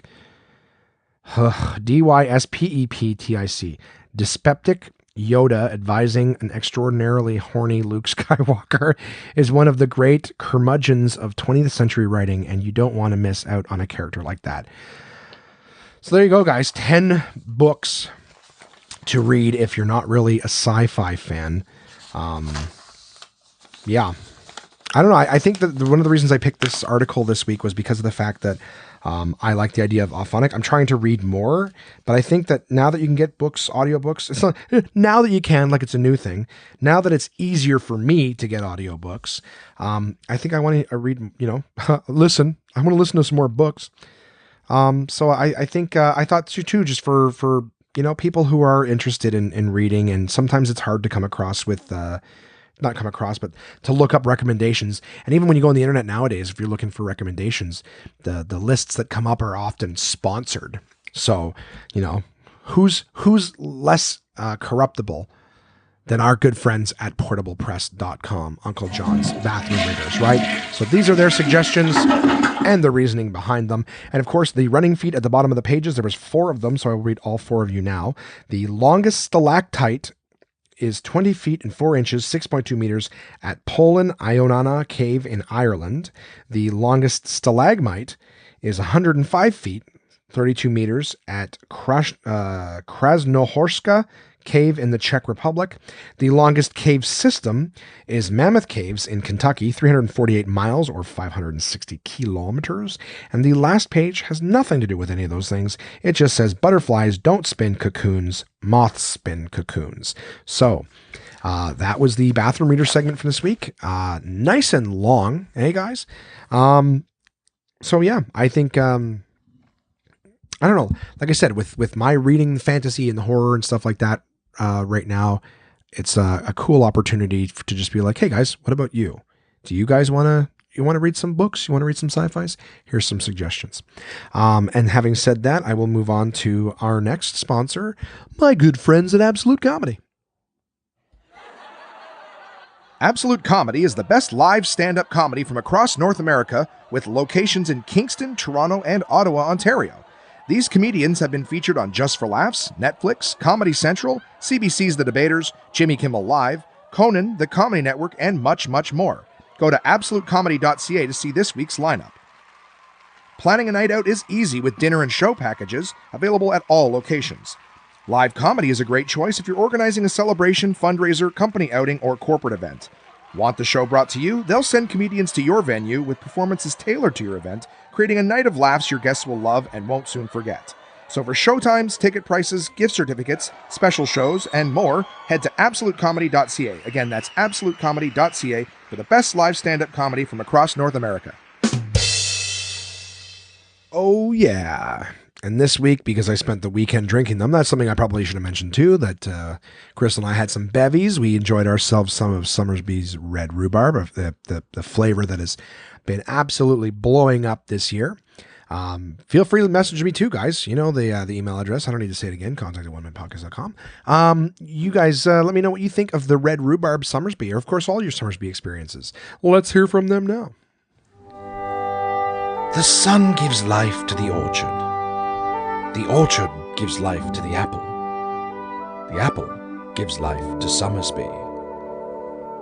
Summersby is a delicious sweet taste of sunshine, imported across the ocean, all the way from Denmark. The people in Denmark are smarter, and so are you, if you drink Summersby. With flavors like apple, blackberry, pear, elderflower lime, red rhubarb, and a taste as regal as this fake accent, there's something for everyone to enjoy. And now you can try them all in the Summersby Mixer Pack, available wherever fine beverages are sold. So go on and try for yourself the crisp, refreshing taste of Summersby. Your taste buds deserve it. Please drink resplendently. Yeah, resplendently. Let's drink resplendently. I'm trying to think of what I got coming up this week. You know, we've already done what I did last week, which is break down mentally. It's actually I think it's just the allergy medication. It's dopes you up good. You know, I don't know if you guys have seasonal allergies, but I get them from like the last half of August and the first full month of September. The whole month of September, I get them. And it's tough because even now my throat is still itchy, but it's like, I don't want to kill myself right now. But if I don't take any allergy medication, I am so miserable, even more so than I am. You know, it's so uncomfortable.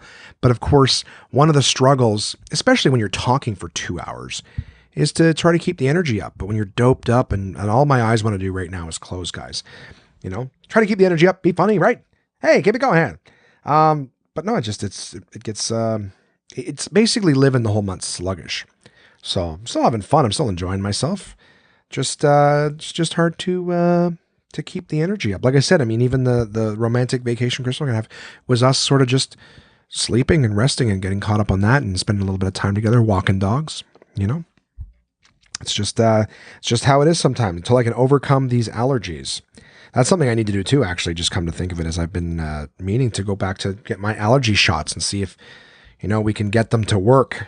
They didn't work last year. They didn't work this year, right? But I'll keep going back to the Magic Bean factory, Magic Bean salesman, you know, and say, I don't know, I think these ones were no good. Can I get some other ones? Well, we'll sell you some replacement ones for half price. All right. That sounds fair. Sounds like a good deal.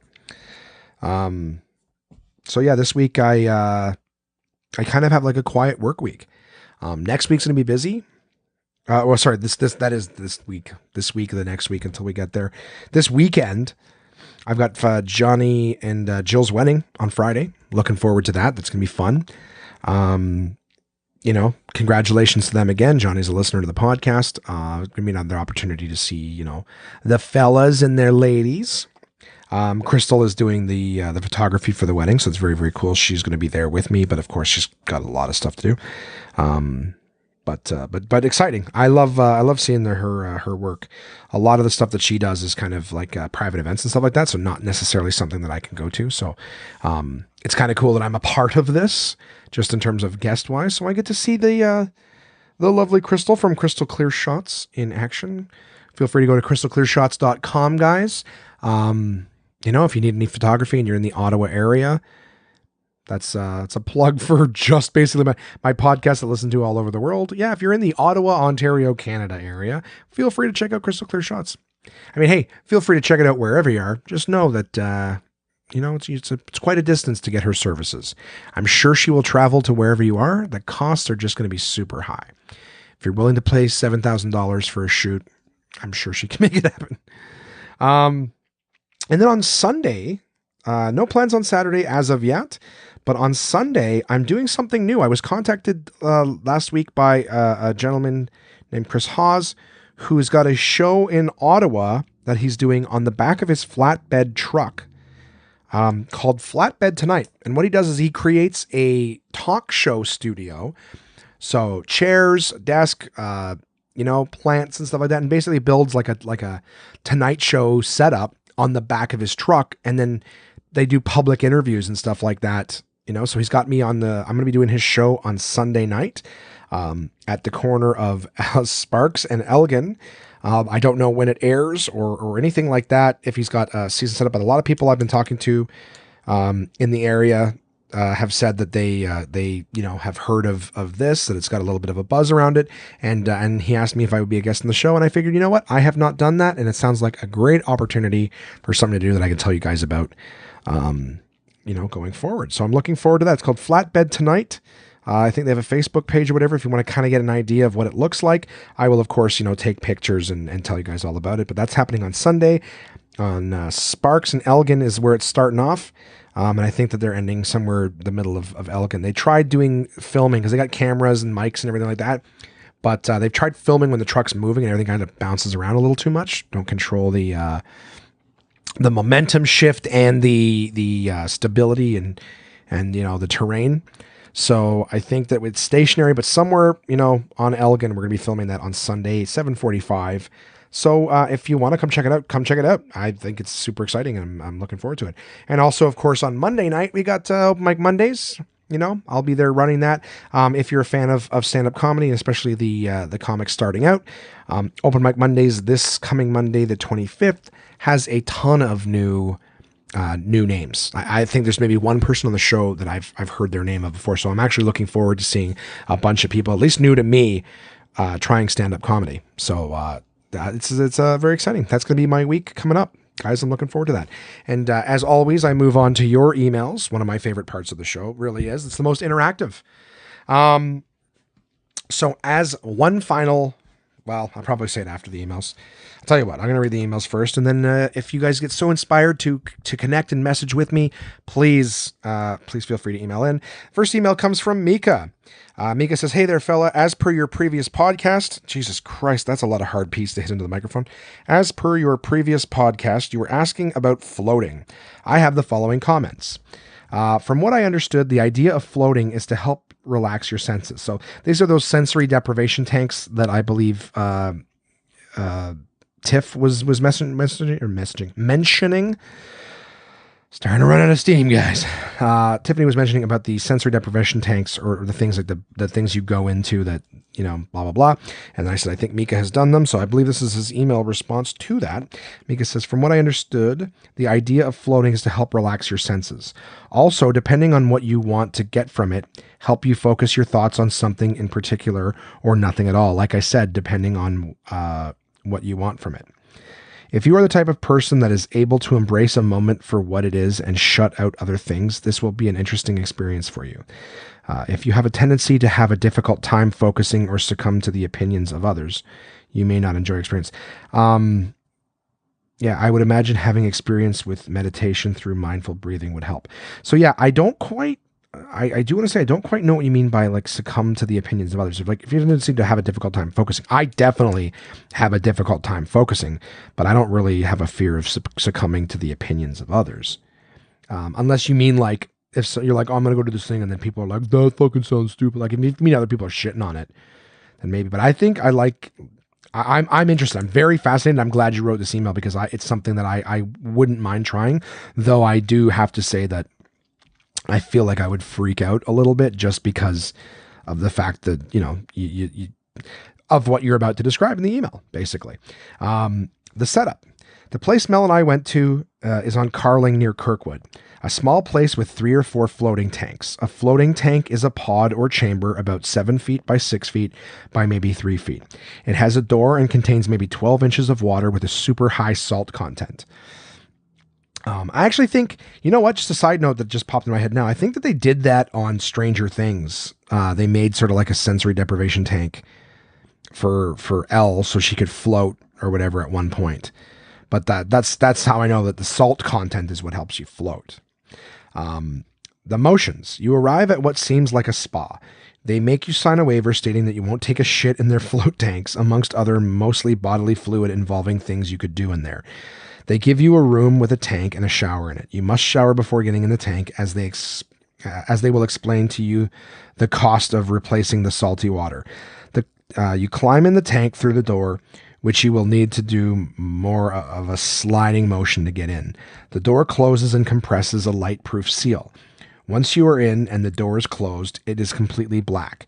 You lay in there for an hour, and then I think you can choose how long you go in for in parentheses. Then you get out, shower, and be on your way. The feeling. It doesn't sound very deep, but once you are in and once you're in and laying flat, you don't touch the bottom. You can't see anything or hear anything, so your mind won't wander in that sense. Also, the water is kept at body temperature, so eventually I couldn't even feel where the water stopped and the air began. No matter what, you experience two things. One, your senses become relaxed in that you are not being bombarded with smells, visuals, noise, or taste. Do not bring gum in. Two, you become hyper-focused on the only things you can experience in there: breathing, your thoughts, and touching the side once in a while. The sooner you realize that, the sooner you can start to focus. My experience. One thing I strongly recommend is that after you shower, you thoroughly dry your face and surrounding real estate. Your face is very sensitive. If there is one little droplet, you will spend an hour focusing on it moving an inch across your face. This may ruin your experience. It may be exactly what you need. For me, it drove me crazy. For those who know your tolerances, a small dose of oral THC or edible marijuana would be great in order to get into some interesting places of your mind.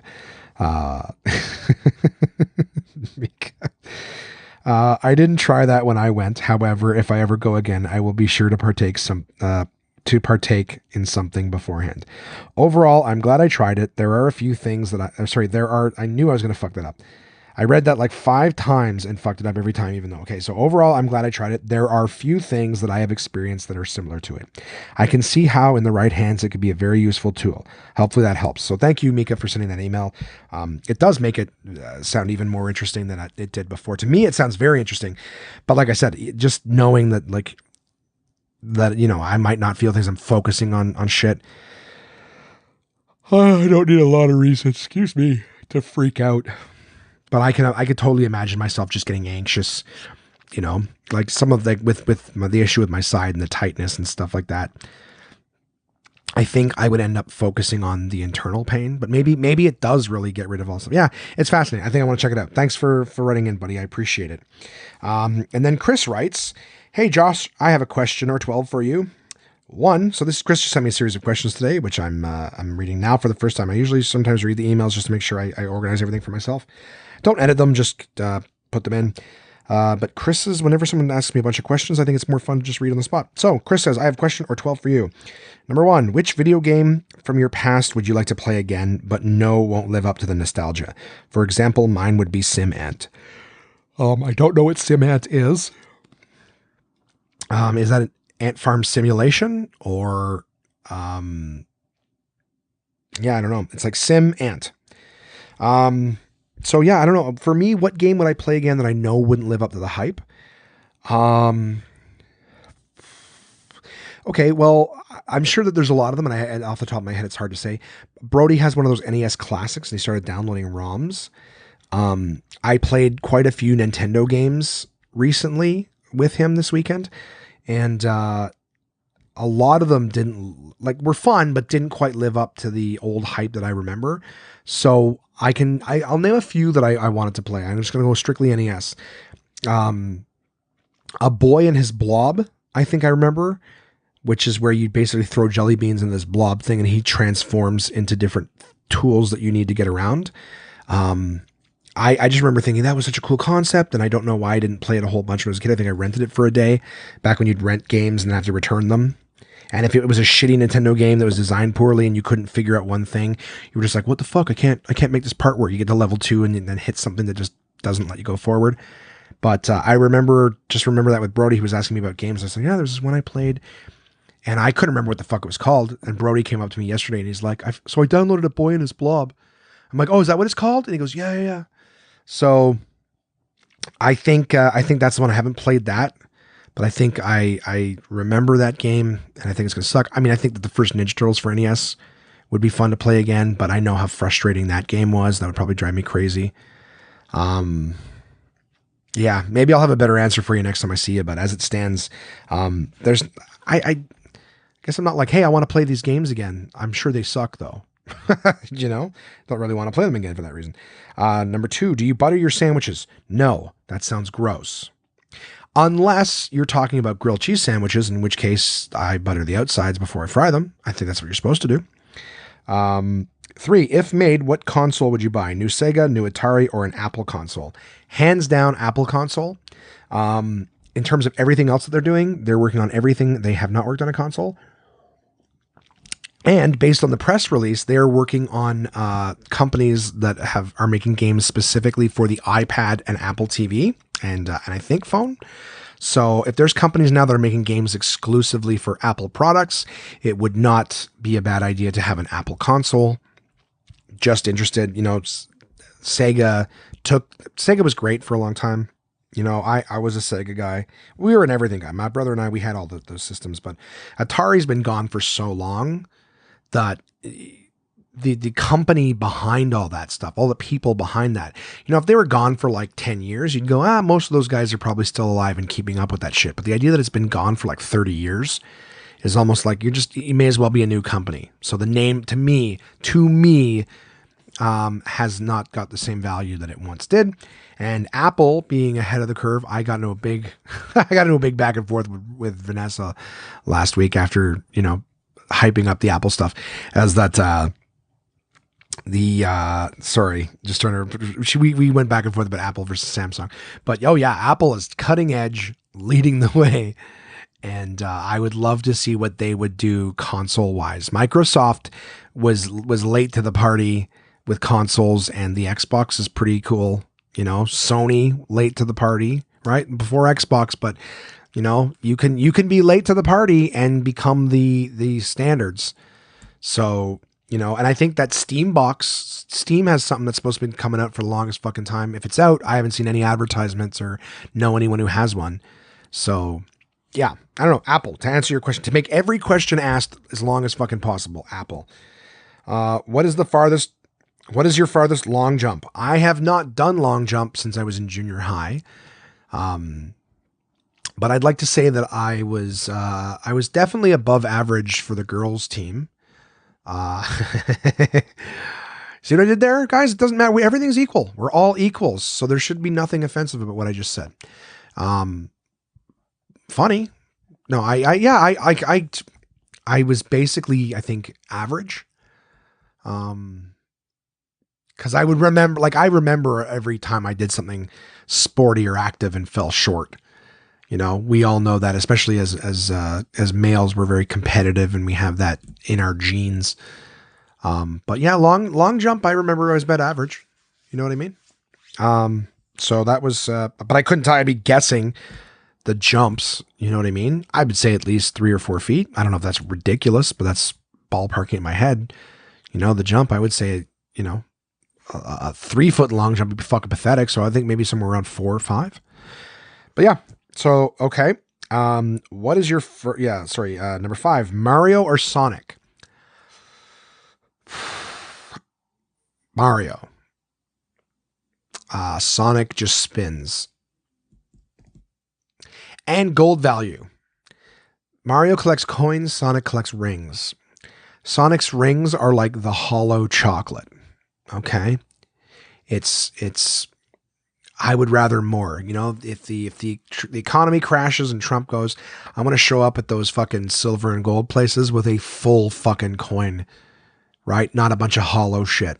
It's more value. Mario, for his earning potential, strictly based on his earning potential, I would pick him. The rest of the shit spinning around, both of them spin and jump. Sonic's shit went way out. Mario.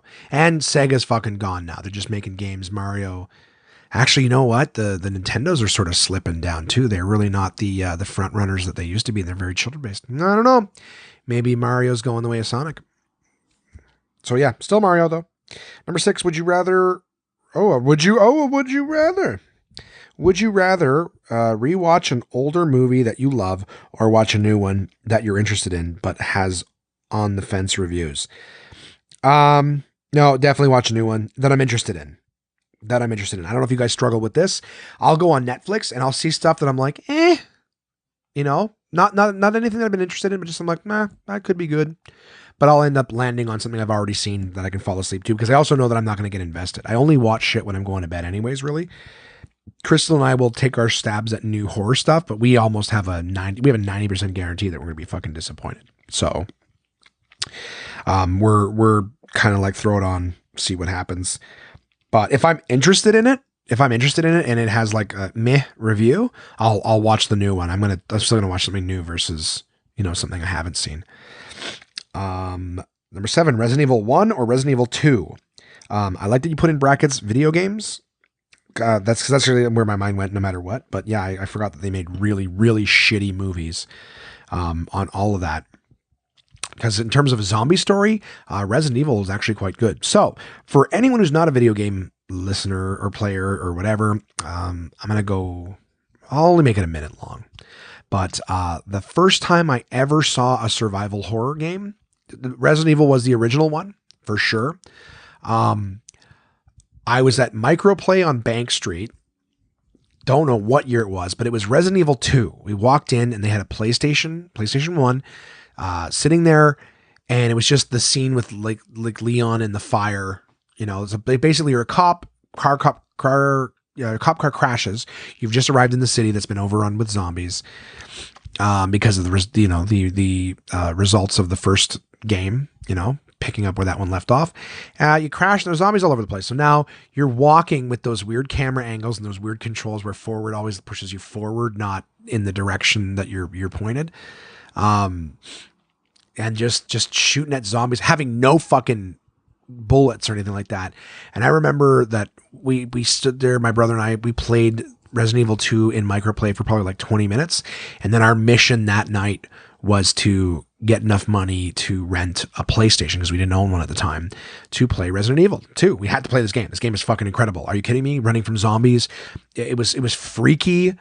Good cinematics, good story. We didn't get like very far at all. I think we got to the police station a couple times, but just the idea that shit was popping out at you and actually scaring you and shit, it was great. So, I did later play Resident Evil 1, which has some of the stupidest like lines in games ever. In fact, I believe I watched a top 10 worst video game things of all time. Like I don't even know if it's horror games. I just think some of the top 10 like cringiest lines in video games ever. And I think that number 1 was from Resident Evil 1, where one of the guys says to Jill Valentine, he goes, "Jill, I found this lockpick. I'll give it to you as you are the master of unlocking." So, Resident Evil 1's still fun. Definitely a game changer in terms of video games. If you like any kind of horror games now, you gotta, tip your hat to Resident Evil 1. It was the first game it was the first survival horror game that I'm aware of.